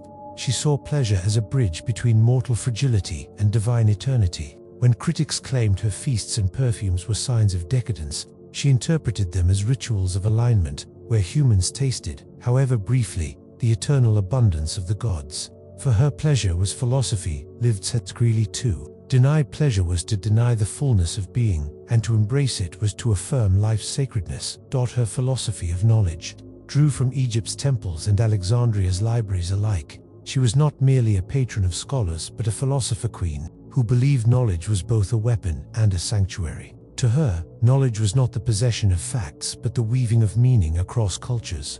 She studied languages to converse with emissaries without interpreters, turning communication itself into sovereignty. She delved into medicine, astronomy, and alchemy, seeing in them not just practical skills, but metaphors for rule, the body as a kingdom, the stars as destiny, the transmutation of metals as the transmutation of power. She believed ignorance was the true poverty of nations, for an ignorant people could be conquered easily, while a knowledgeable one could resist even when armies failed. Thus, she nurtured scholars, philosophers, and priests, not out of vanity, but because she knew they were Egypt's shield. Her philosophy insisted that power without knowledge collapses, but knowledge infused into power endures. Beyond knowledge lay the cosmos, which she interpreted not as a cold machinery of stars, but as a living theater of divine correspondence. She embodied Isis because she believed rulers were not separate from the cosmic order, but participants in its dance. The Nile's floods, the lunar cycles, the solstices, all were not accidents of nature, but dialogues between humans and gods. Cleopatra viewed herself as mediator in this dialogue, ensuring Egypt remained in harmony with the universe. This was not superstition, but philosophy of cosmic belonging. To her, politics could not be detached from the stars, for the stability of kingdoms was only a reflection of celestial balance. By aligning her rule with cosmic symbols, she made her reign more than temporal governance. It became a reenactment of universal rhythm. In her philosophy of memory, Cleopatra saw the written word, the carved hieroglyph, the preserved myth as immortality's true vessel. Armies decay, monuments crumble, but stories endure when etched into imagination. She invested in spectacle, not merely for the present audience, but for the echo of centuries. Every gesture, every procession, every golden barge upon the Nile was not only governance but inscription into time. She believed that to rule was to script one's name into eternity, and so she made herself unforgettable by shaping her life as performance. Aware that history itself was an audience, her reflections on deception added another layer. For Cleopatra, deception was not betrayal but artistry. Truth, she reasoned, was rarely absolute, often contingent upon perspective and framing. A ruler who clung to one rigid truth became predictable and thus vulnerable. A ruler who could weave illusions, bend appearances, and mask intent remained sovereign even when outnumbered. She practiced deception not as cruelty but as survival, making herself unfathomable to allies and enemies alike. In her hands, deception became philosophy, that perception often outweighs fact, and that to master appearances is to master reality. She also meditated on beauty, not as vanity but as metaphysical instrument. She cultivated her appearance meticulously, understanding that beauty is not passive but active. To her, beauty was a form of persuasion more powerful than speeches or swords. Beauty compelled without demanding, seduced without forcing, commanded loyalty without decree. Yet she never equated beauty with simplicity. Her adornment was layered, symbolic, crafted to speak in multiple tongues at once. Egyptian crowns for her people, Greek garments for her heritage, divine imagery for priests, alluring gestures for Romans. Beauty, in her philosophy, was language, silent yet potent, delicate yet unyielding. Even more subtle was her philosophy of silence. Cleopatra mastered when to speak and when to hold her tongue. She knew words could trap as much as they could liberate. Silence could imply mystery, invite projection, and force others to reveal themselves. In councils, she often allowed men to drown in their own speeches before delivering a single phrase that redefined the entire conversation. Her philosophy held that silence was not absence but presence, an active force capable of reshaping power. Dynamics. At the heart of all these ideas, Cleopatra carried a meditation on time. Time was her greatest adversary, for Rome's expansion seemed inevitable, yet she turned time into her canvas. She sought not to defeat Rome forever, but to inscribe herself so deeply into time that she could not be erased. This was her grand philosophy. Empires rise and fall, but myth endures. To rule wisely is not merely to secure borders, but to secure remembrance. Cleopatra's philosophy of fate was not fatalistic resignation, but a careful negotiation with destiny. She believed fate was a river, inevitable in its flow, yet malleable in its course. The Nile taught her this. The annual flood always came, yet its levels varied, and human labor in canals and fields shaped how its waters nourished Egypt. To Cleopatra, fate was not a prison but a dialogue. She accepted that she could not halt the expansion of Rome, yet she believed she could redirect how Rome encountered Egypt. Fate brought her Caesar, but she shaped that meeting into alliance. Fate brought her Antony, but she transformed it into theater of love and empire. Her philosophy was that fate hands us encounters, while philosophy determines the interpretation of those encounters. She viewed herself not as victim of destiny, but as its co-author. Her philosophy of love went deeper than personal passion. She knew love was political, that the heart could bind more tightly than treaties. Her union with Caesar was not merely a romance, but a philosophical act. She proved that intimacy could dissolve enmity, that private desire could reshape public destiny. To her, love was a form of diplomacy. It created obligations where armies could not. It softened hearts where logic resisted. Yet she did not reduce love to manipulation. She also believed love revealed the soul's true expansiveness, its yearning to merge with another, its desire to dissolve boundaries. Love, for Cleopatra, was both strategy and revelation. To deny love was to deny part of the human condition, and to embrace it was to affirm life as connection. Betrayal shaped her philosophy as well. She experienced it from allies, from shifting Roman politics, from the fragile loyalties of her own court. Yet she did not view betrayal as anomaly, but as essence of power. Trust, she reasoned, was always temporary, always conditional. To expect eternal loyalty was to misunderstand human nature. Instead, her philosophy embraced betrayal as inevitable, and thus she prepared for it, turning disloyalty into advantage when possible. By expecting betrayal, she was never truly broken by it. She saw betrayal as test of wisdom, to know when to forgive, when to retaliate, and when to let betrayal consume itself. Her reflections on exile stemmed from her awareness that rulers are always partially estranged. Though she reigned in Alexandria, her mixed Greek and Egyptian heritage placed her both within and outside her own people. Though allied with Rome, she was always foreign to them. She lived perpetually in exile from absolute belonging. Instead of despairing, she philosophized exile as strength. The outsider sees more clearly, she believed, because they perceive both sides without total absorption. She embraced her in-betweenness as vantage point, turning exile into clarity. Her philosophy of dreams reflected her immersion in Egyptian mysticism.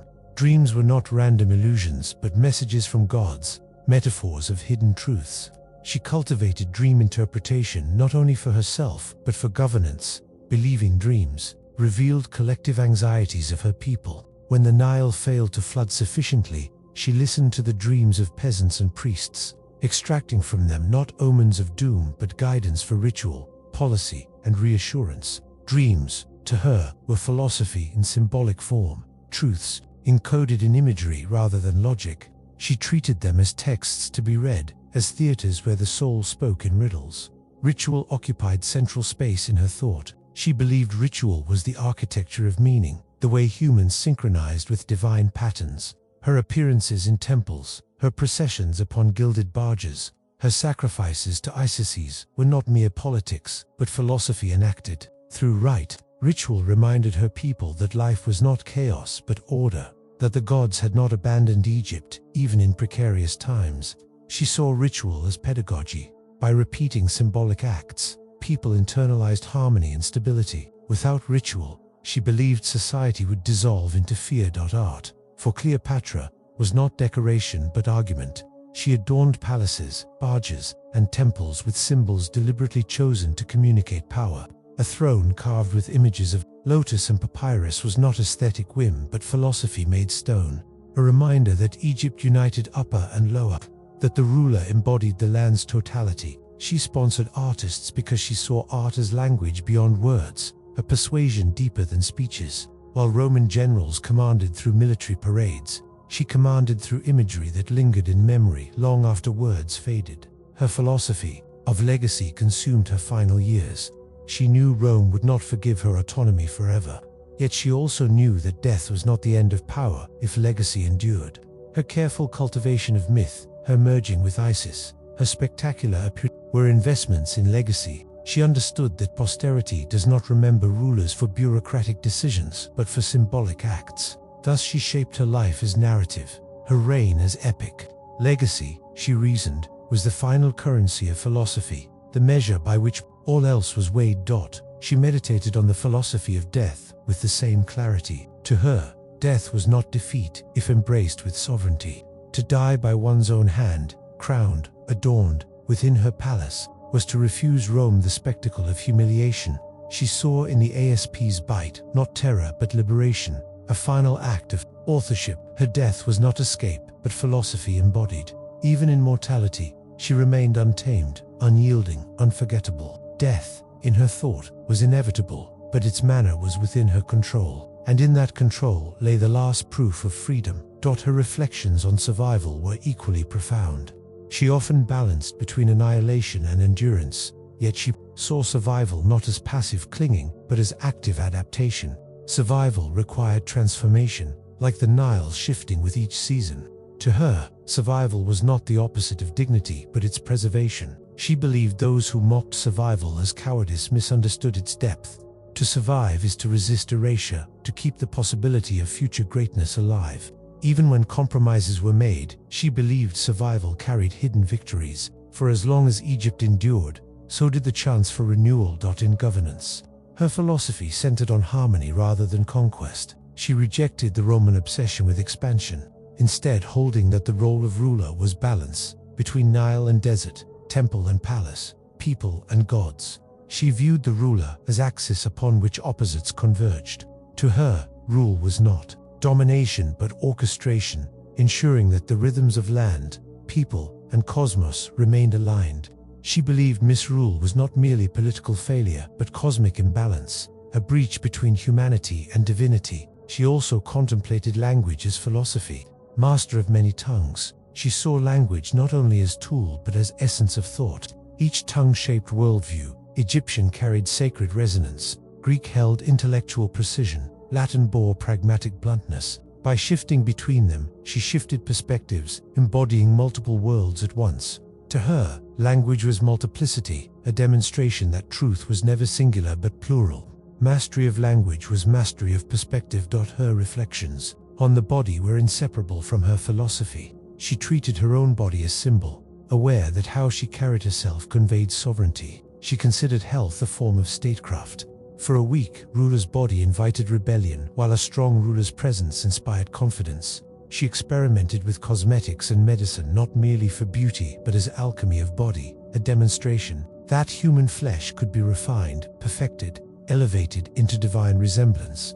Her body was not private but public, not vanity but philosophy embodied. Even leisure held philosophical weight for her. When she sailed upon the Nile, she did not see idleness but communion. Leisure revealed that power must also breathe, that rest is as crucial as labor. She viewed moments of leisure as sanctuaries where the mind could recalibrate, where clarity arose not through force but through stillness. Leisure was part of wisdom, a recognition that endless toil depletes both ruler and people. Her philosophy of nature stemmed from the Nile itself. She saw in its waters the metaphor of life's cycles, flood and drought, abundance and scarcity, life and death. Nature was not enemy but teacher. She respected its rhythms, understanding that human arrogance in ignoring them led to ruin. She believed rulers should emulate nature's cycles, knowing when to expand, when to retreat, when to nourish, when to withhold. Nature's patience was her lesson. Empires may roar like storms, but true endurance flowed like rivers. Cleopatra's philosophy of memory and legacy is the natural continuation of her reflections on fate and death. She understood more keenly than most that the human body decays, but the story of a life can endure for centuries, even millennia. She cultivated her reign not only as a series of political maneuvers, but as a deliberate construction of memory. She was a ruler who thought in symbols, in images, in narratives. She understood that what her people remembered and what her enemies feared was as important as what her armies conquered. Memory to Cleopatra was a political weapon, a personal safeguard, and a philosophical puzzle. She inherited from the Egyptians the idea that memory is the bridge between mortal life and immortality. To be forgotten was the true death, and to be remembered was a form of eternal life. The ancient pharaohs had built pyramids and temples to inscribe their existence into stone, believing that, so long as their names were spoken, they would continue to exist in the afterlife. Cleopatra carried this cultural inheritance, but she also infused it with Greek philosophical sensibilities, where memory was not only a matter of ritual, but also of intellectual permanence. Plato had described how memory tied the soul to the eternal, and Aristotle had written of memory as a process that bound past experiences to present meaning. Cleopatra drew from these streams and saw herself not merely as a queen but as a figure who must live in the minds of others long after her body perished. She designed her actions to resonate across time. She staged spectacles that dazzled allies and enemies alike. She received envoys on gilded barges, where she appeared as Isis incarnate, draped in symbols that blurred the line between mortal ruler and divine presence. She knew that people would remember not the details of negotiations but the impression of grandeur, the stories of magnificence that would be retold at feasts and courts across the Mediterranean. Thus, she turned politics into theater and governance into myth-making. Her philosophy of legacy, then, was not passive but active. It was about cultivating remembrance through deliberate performance. Cleopatra saw memory as fragile and malleable. She recognized that those who write history hold immense power to reshape the past, and so she worked to preempt that rewriting by embedding herself in stories too vivid to be erased. When she first met Julius Caesar, she ensured that her arrival into his quarters was legendary. Concealed in a rug or bedsack, she was smuggled into his presence in a way that blended wit, boldness, and theatricality. This was no accident. It was an act of legacy, for she knew the tale would be retold, and in its retelling her persona would grow larger than life. Every gesture of hers was calculated not only for immediate gain but for long-term remembrance. And yet she was not naive about the dangers of memory. She understood that enemies would distort her image, that Roman historians would paint her as a dangerous enchantress and strip away her intelligence and strategy. But she also believed that true legacy cannot be entirely controlled. It is the collision of narratives that endure across time. In this awareness, she resembles the philosophers of tragedy, who knew that meaning is never pure but always refracted through the interpretations of others. Cleopatra accepted that she could not control what Rome would say about her, but she could influence how she would be remembered by Egypt, and by the mythologies that would outlast both kingdoms. This is why her death again becomes central to her philosophy of legacy. In choosing suicide rather than capture, she ensured that her final act would be told in ways that preserved her dignity. The Romans might call her a coward, but the Egyptians would remember her as a sovereign who denied her conqueror the pleasure of humiliation. Poets, centuries later, would recall her as a figure of beauty, pride, and tragic greatness. Her philosophy of legacy also connected to her sense of time. She lived in an era where dynasties rose and fell quickly, where empires devoured smaller kingdoms, and she recognized that all material achievements are fleeting. Gold can be plundered, monuments can be toppled, armies can be defeated, but memory, once rooted in story, has a peculiar durability. It travels with merchants, it spreads with poets, it lingers in whispers long after the dust of empires settles. In this sense, she sought to root her existence not only in stone but in narrative. And this is perhaps her greatest philosophical insight, that legacy is not about permanence of matter, but about the permanence of story. Her reign was filled with choices that privileged symbolic weight over material gain. She knew that her alliance with Mark Antony, though politically risky, would live as a legend of love and tragedy. She understood that her opulent banquets would be remembered more vividly than the exact lines of treaties. She realized that, in the theater of history, what people carry forward is not the grain counted in warehouses, but the spectacles that spark imagination. This gave her a unique philosophy of life, to live not merely for survival but for remembrance, to act in ways that would be unforgettable, even at great cost. This philosophy carries with it a certain defiance. Cleopatra knew that memory can be cruel. She knew she might be vilified as much as glorified, but she preferred this to obscurity. She believed that even to be remembered as monstrous was better than to be forgotten as insignificant. For in memory there is power, even if that power is refracted through the eyes of one's enemies. The lesson she leaves is profound. Memory is not wholly in our control, but it is within our grasp to shape the impressions we leave behind.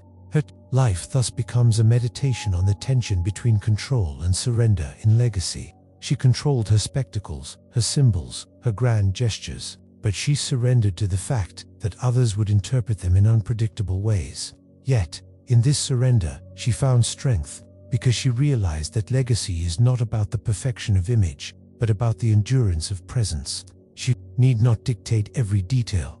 She only needed to ensure that her name and her deeds remained unforgettable. Cleopatra's philosophy of memory and legacy therefore resonates deeply with the human condition. We are all aware of our mortality, and yet we act in ways hoping to leave traces behind, in children, in works, in words, in gestures. She elevated this instinct into a conscious philosophy. She lived her reign as a story being written for the ages, and she embraced death, not as silence but as the punctuation mark that ensures the story's endurance. Her reign teaches us that legacy is not accidental but crafted, that memory is the true currency of eternity, and that to live is to inscribe oneself into the minds of others until time itself yields to myth. Cleopatra's reign unfolded in an age of ruthless ambition, where empires collided, generals betrayed one another, and monarchs lived in the shadow of Rome's expanding fist. In such a world, power was rarely held by armies alone. It was also cultivated through persuasion, charm, and the ability to bend the desires of others into the service of one's will. Cleopatra understood this better than most. She was not merely a ruler who commanded legions. She was an architect of influence who treated seduction not simply as romance but as philosophy, as a way of shaping destiny by entering the minds of those around her. To Cleopatra, seduction was never shallow. It was not merely the art of beauty or the trap of pleasure. It was the mastery of presence, the orchestration of detail, the weaving of intellect with allure. She had studied rhetoric in the tradition of the Greeks. She understood the Egyptian art of divine kingship, and she combined these traditions into a living philosophy that power flows not only from force but from fascination, to be desired, to be admired, to be unforgettable. This was as potent as steel. Her first meeting with Julius Caesar was the testing ground of this philosophy. She knew that Egypt's survival hinged on winning his favor. But she did not rely merely on words. She crafted a scene so bold, so theatrical, that it seared itself into his imagination. Concealed within a rug, smuggled into his quarters, she emerged as if reborn before his eyes, an image of cunning, courage, and playful audacity. This was not seduction in the narrow sense, but seduction as philosophy, a lesson in how to command attention, how to surprise, how to appear larger than life. Caesar, who had faced countless warriors, had never faced such a spectacle. From that moment, Cleopatra was no longer merely a petitioner. She was a force. Seduction, for Cleopatra, was inseparable from intellect. Ancient writers, biased by Roman hostility, painted her as a temptress who used beauty alone to ensnare great men. Yet those who observed her closely, even among her enemies, admitted that her greatest power was her voice, her wit, her ability to converse with brilliance and charm in many languages. She could argue with philosophers, debate with generals, and conversed with priests. Seduction was therefore not a mask to conceal weakness, but a weapon sharpened by knowledge. To speak well was to disarm suspicion. To laugh with subtlety was to soften hostility. To weave knowledge into conversation was to make admiration indistinguishable from surrender. She also understood that seduction is not merely personal but symbolic. When she sailed to meet Mark Antony at Tarsus, she transformed the river into a stage. Reclining on a golden barge with purple sails, dressed as Aphrodite, she fused politics with myth. Antony was not meeting a queen alone. He was meeting an incarnation of divine power, a goddess who blurred the line between desire and devotion. This was seduction raised to ritual. It was not about her beauty alone, but about the spectacle of meaning. In her presence, politics became theater, and theater became destiny. Her philosophy of power through seduction was not without danger. She knew that Romans despised the idea of a foreign queen bending their leaders to her will. She knew that history would accuse her of witchcraft, of poisoning men's minds, of corrupting Rome itself. And yet she embraced the risk, because to her, seduction was not weakness but sovereignty. She wielded it not as a distraction from politics, but as politics itself. She saw that empires are not held together by swords alone.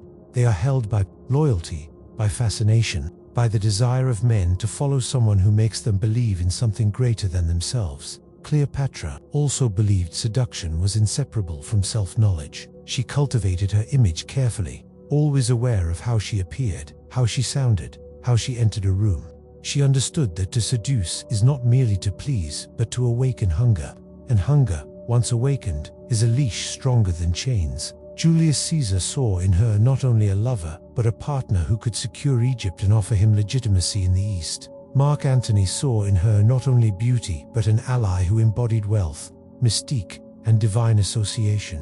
Both men became entangled, not only with her body, but with her vision. Yet Cleopatra's philosophy of seduction carried a tragic paradox, for seduction binds, but it also enslaves. She wielded it to secure power, but in doing so, she tied her fate to the men she enthralled. She was sovereign, yet she became dependent on Caesar's favor, and later on, Antony's strength. She crafted spectacles to control narratives, but the Romans twisted those same spectacles into accusations of decadence and corruption.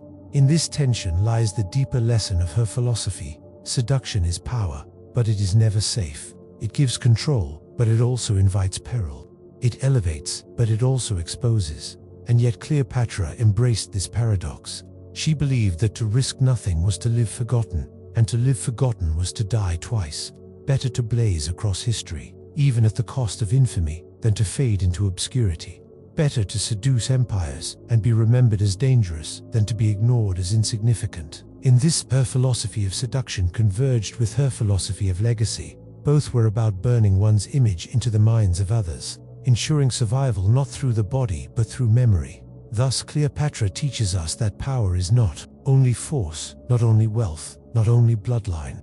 Power is also the ability to inspire longing, to provoke imagination, to create stories that others cannot forget. Her seduction was not the art of pleasure, but the art of permanence. She ruled not only Egypt, but also the theater of perception. And in this theater, she became immortal. Cleopatra's reign was not merely defined by spectacle and seduction, but also by the brutal realities of war. Egypt was not a quiet kingdom in her time. It was a chessboard caught between Rome's expanding dominance and the ambitions of rival claimants. To survive, Cleopatra needed not only diplomacy but strategy. Her philosophy of war was not to match Rome with legions of Egypt, could never rival the raw manpower of Roman armies, but to balance cunning, alliances, and calculated risk. She turned the art of war into an art of survival, where intellect weighed heavier than iron. To Cleopatra, war was never an isolated event. It was the visible outcome of hidden forces, politics, economics, and the currents of human desire. She understood that wars are rarely fought for ideals alone. They are fought for resources, for prestige, for the preservation of identity. Egypt's wealth lay in its grain, in its gold, in the fertility of the Nile. To her, protecting Egypt meant protecting not only its borders but also its role in the wider world economy.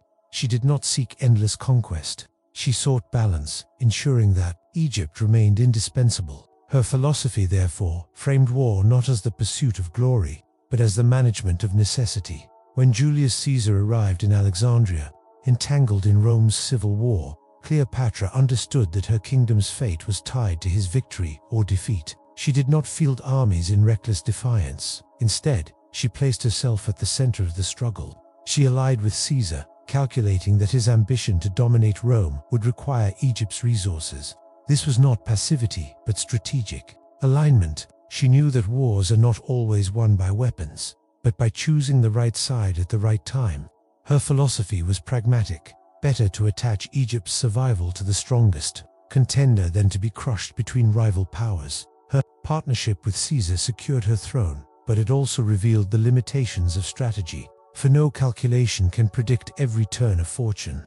Caesar's assassination threw the Mediterranean into chaos once again. Here, Cleopatra revealed another aspect of her philosophy: resilience. Where others might have despaired, she adapted. She shifted her focus to Mark Antony, recognizing in him both a warrior and a rival to Octavian. With Antony, she pursued a strategy that combined personal bond with military alliance. She provided him with ships, money, and men. He, in turn, gave her protection and recognition as a sovereign queen. Their union was not simply passion, but a war strategy disguised as romance. Cleopatra understood that strategy was not only about battlefields, but also about image. In the ancient world, perception could be as decisive as swords. When she and Antony styled themselves as gods, he as Dionysus, she as Isis, they were not indulging in vanity. They were practicing psychological warfare. They presented themselves as more than rulers, they presented themselves as destiny embodied. To their followers, this fusion of divinity and command created loyalty beyond politics. To their enemies, it bred fear of arrogance. Thus, Cleopatra used symbolism as part of her war philosophy, to win hearts before spears were drawn, to terrify opponents before battle began. Yet strategy is always shadowed by risk. Cleopatra's greatest gamble came at the Battle of Actium, where her fleet and Antony's clashed with Octavian's forces. Here, her philosophy faced its harshest test. Ancient accounts differ on her role, but what is certain is that she was present not as a bystander but as a co-commander. She had invested Egypt's future in Antony's cause. She believed that together they could outmaneuver Octavian, that their combined resources, fleets, and charisma could eclipse Rome's rising master. But the tide of fortune turned against them. Whether through betrayal, miscalculation, or sheer bad luck, the battle ended in disaster. Cleopatra's strategy, once brilliant, collapsed in a single day. And yet, even in defeat, her philosophy did not vanish. She retreated not as a broken queen, but as one still calculating. She attempted negotiations. She sought ways to preserve Egypt by appealing directly to Octavian, testing whether her influence could sway him as it had Caesar and Antony. In this, we see her final lesson, that strategy is not defined solely by victories, but by the refusal to surrender one's agency. Even as her world crumbled, Cleopatra never abandoned the belief that wit, will, and presence could shape destiny. The tragedy of Cleopatra's philosophy of war lies in its brilliance and its limits. She mastered the art of survival in a world dominated by greater powers. She wove diplomacy with spectacle, aligned herself with Rome's strongest figures, and turned alliances into shields. Yet no strategy, however subtle, could forever resist the weight of history. Rome was too vast, too relentless, too hungry. Cleopatra could bend generals, but she could not bend empires. Her life demonstrates that strategy is both power and gamble, that to act is always to risk, and that even the wisest plans may fall before the tides of fate. But she also shows us something deeper. Strategy is not only about winning battles, it is about living as if every choice matters, as if survival depends not on chance but on calculated daring. Cleopatra lived this truth to the end. Her wars, her alliances, her gambles, all were born from the belief that Egypt must not simply exist, but must endure with dignity, with defiance, with brilliance. And though Rome conquered her body, it could not conquer the legend of her mind. For Cleopatra, death was not the end. It was the ultimate stage of power, the moment when life could be transfigured into legacy.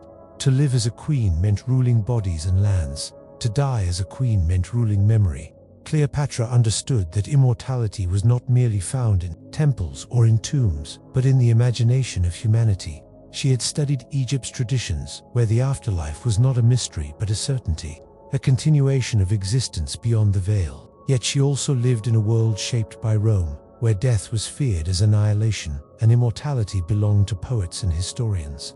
Between these two worlds, she crafted her philosophy of death. It was not to be avoided, nor to be embraced recklessly, but to be mastered. Her philosophy began with control. In life, she had wielded her image as a weapon. In death, she sought to wield it as well. She knew that to die passively, to be paraded in Octavian's triumph through the streets of Rome, would strip her of everything she had built. It would reduce her from queen to captive, from legend to trophy. Thus, when her final hour approached, Cleopatra faced a choice: to be humiliated in chains or to embrace death on her own terms. She chose sovereignty, even over her ending. This decision reflects her belief that death is not only inevitable, but also an opportunity to affirm one's power. To choose how one exits life is to declare that even fate cannot strip the self of dignity. Cleopatra's death, therefore, was an act of philosophy as much as politics. By taking her own life, whether by the bite of an asp, poison, or another hidden method, she transformed defeat into defiance. Rome could claim her body, but not her submission. Her suicide was not surrender, it was resistance. In the act of dying, she declared that her life was hers alone, that no conqueror could dictate her final gesture. This reveals her understanding of death as the last arena of freedom. If one cannot control armies, thrones, or empires, one can at least control the manner of one's departure. Yet Cleopatra also saw death through the lens of eternity. Egypt's culture had long been obsessed with the afterlife. Pharaohs built pyramids, temples, and tombs to ensure their souls endured. Cleopatra inherited this tradition but reshaped it. She knew her death would not be remembered through stone alone. It would be remembered through story. Thus, her philosophy merged Egyptian spirituality with Hellenistic thought. The body may perish, but the narrative survives. She orchestrated her life so that her death would not erase her, but magnify her. By choosing a dramatic, enigmatic end, she planted herself in the eternal imagination of the world. The ambiguity of her death only deepened her immortality. Did she truly die by serpent's bite, as legend claims, aligning herself with the sacred symbolism of Egypt's cobra goddess? Or was it poison, carefully prepared in secrecy? The uncertainty itself became part of her design. She ensured that her final act was not merely recorded, but mythologized. To Cleopatra, death was not silence. It was theater. It was the final performance, meant to echo through centuries. This, too, was philosophy, the recognition that meaning is not only in living, but in how the living are remembered. Her philosophy of immortality did not depend on temples filled with offerings or mummified rituals alone. It depended on memory itself. She believed that immortality is secured when one becomes impossible to forget. This is why she cultivated grandeur, why she presented herself as Isis incarnate, why she wove herself into the myths of gods and rulers. Even in her death, she left behind not only a fallen queen but an eternal enigma. The fact that we still speak her name, still imagine her beauty, her intellect, her courage, is proof that her philosophy succeeded. Death did not extinguish Cleopatra. It crowned her, but Cleopatra's philosophy of death was also deeply personal. She had lived a life surrounded by betrayals, shifting loyalties, and the endless hunger of empires. She saw what became of those who hesitated, who allowed others to dictate their fates. Her death was therefore an intimate act of reclaiming selfhood. In her final breath, she was not a prisoner of Octavian, nor a widow of Antony, nor a pawn of Caesar's heirs. She was Cleopatra, daughter of the Nile, queen of Egypt, sovereign of her destiny. This is the essence of her philosophy, that death, when claimed, can be the truest act of freedom. And yet, her philosophy did not end with her own body, for she believed in symbols. The serpent, whether real or metaphorical, became her eternal companion. In Egyptian thought, the cobra was the Urius, the protective goddess upon the brow of kings. To die by its bite was not defeat, but she merged her death with divinity, ensuring that her end would be seen not as failure, but as transformation. In this way, she transcended the simple narrative of defeat. She became both woman and myth, mortal and divine, dead and yet endlessly alive. In the end, Cleopatra's philosophy of death and immortality teaches us that mortality itself can be shaped. To live without thought is to die forgotten. To live with intention is to die remembered. Cleopatra lived with supreme intention. She understood that even death could be molded into a weapon, a crown, a flame that burns long after the flesh is dust. By choosing her own end, she ensured that Rome might conquer her land, but never her essence. Her body was laid to rest, but her spirit entered the stream of legend. She lived on in Roman writings, in Egyptian memory, in medieval imagination, in Renaissance art, in modern cinema. This is immortality, not the stillness of a tomb, but the endless recreation of a name in the minds of generations. This was Cleopatra's final philosophy, that the flesh dies, but the story, once woven into the fabric of human consciousness, becomes eternal. For Cleopatra, seduction was never mere pleasure. It was philosophy in action, the art of bending the world through the invisible threads of desire. To her, seduction was not a weapon of the flesh alone, but a force of the mind, a way of shaping perception, commanding loyalty, and directing the flow of history. She understood what few rulers grasped, that power is not held only in armies, in treasuries, or in laws, but in the secret currents of attraction. When people desire you, they begin to orbit around you, and their will becomes tied to yours. Cleopatra perfected this truth until it became the foundation of her political and personal strength. Her philosophy began with presence. Seduction is not only about beauty, but about presence that cannot be ignored. Cleopatra cultivated this presence with care. When she entered a room, she did not allow herself to be seen as a woman of ordinary blood. She presented herself as living divinity, as Isis reborn, as the embodiment of Egypt itself. Every jewel, every fragrance, every movement was chosen with intention. Seduction, to her, was theater. It was performance, elevated into politics. By controlling how she appeared, she controlled how others thought of her. To be seen as a goddess was to be treated as one.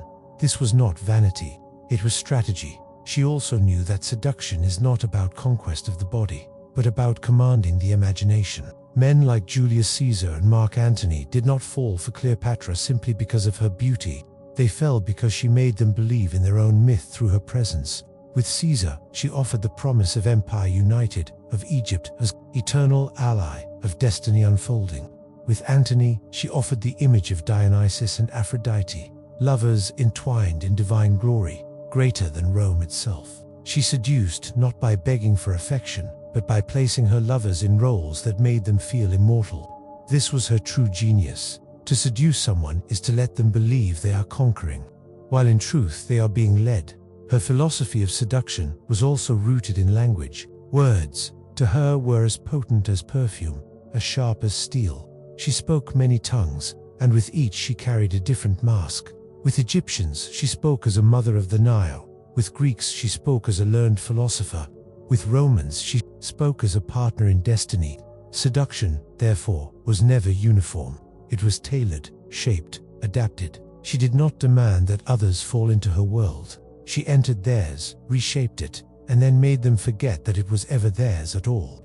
This reveals her deeper understanding that seduction is less about imposing oneself than about reflecting the deepest desires of another until they cannot separate you from their own longing. But Cleopatra also understood the limitations of seduction. She knew that beauty fades, that desire can sour, that passion can turn to betrayal. Thus, her philosophy of seduction was always intertwined with power. Seduction was the doorway, but power was the chamber beyond. She used her allure to draw men close, but she bound them with alliances, with wealth, with shared ambition. With Antony, she offered not just herself, but the riches of Egypt, the ships of the Nile, the vision of an Eastern empire that could rival Rome. Seduction without power is fleeting. Power without seduction is brittle. Cleopatra fused the two into one, ensuring that each reinforced the other. In this way, seduction became more than private. It became political. Cleopatra's reign was surrounded by hostile forces. Rome loomed like a storm across the Mediterranean. Rivals within Egypt plotted. Foreign allies wavered. To survive, she needed more than armies. She needed to make herself irresistible to the most dangerous men of the age. She did not choose lovers recklessly. Each liaison was a move on the chessboard of history. With Caesar, she secured her throne. With Antony, she sought to preserve her kingdom. In each case, seduction was not distraction. It was diplomacy in its most intimate form. Yet Cleopatra's philosophy of seduction extended beyond men. She seduced her people as well. Egyptians adored her not simply as queen, but as goddess, as mother, as protector. She knew how to speak to their hearts, how to weave rituals and appearances that made her more than mortal. She seduced not with lust, but with reverence. To peasants on the Nile, she was Isis walking among them. To priests, she was the chosen of the gods. This was a higher form of seduction, one that transformed loyalty into worship. Here, seduction was no longer the dance of flesh, but the shaping of a collective soul. Her philosophy also revealed a darker truth. Seduction, when perfected, becomes indistinguishable from power itself. If people follow you, not because they must, but because they desire, then power becomes more enduring than fear could ever make it. Fear breeds rebellion. Desire breeds loyalty. Cleopatra mastered this principle, and it explains why she was able to maintain her throne despite being surrounded by forces far larger than herself. She understood that the greatest rulers are not obeyed simply out of obligation, but out of fascination. But she was not naive. Cleopatra knew that seduction is dangerous, that it creates envy and hostility in equal measure. Roman historians painted her as a temptress, a corrupter of noblemen, a sorceress who bound great generals with spells. This was their attempt to diminish her power, to frame her mastery of attraction as mere trickery. Yet the very fact that Rome felt threatened enough to invent such tales proves her philosophy correct. Seduction was not weakness, it was strength. It was the ability to bend even empires through the quiet power of presence and imagination.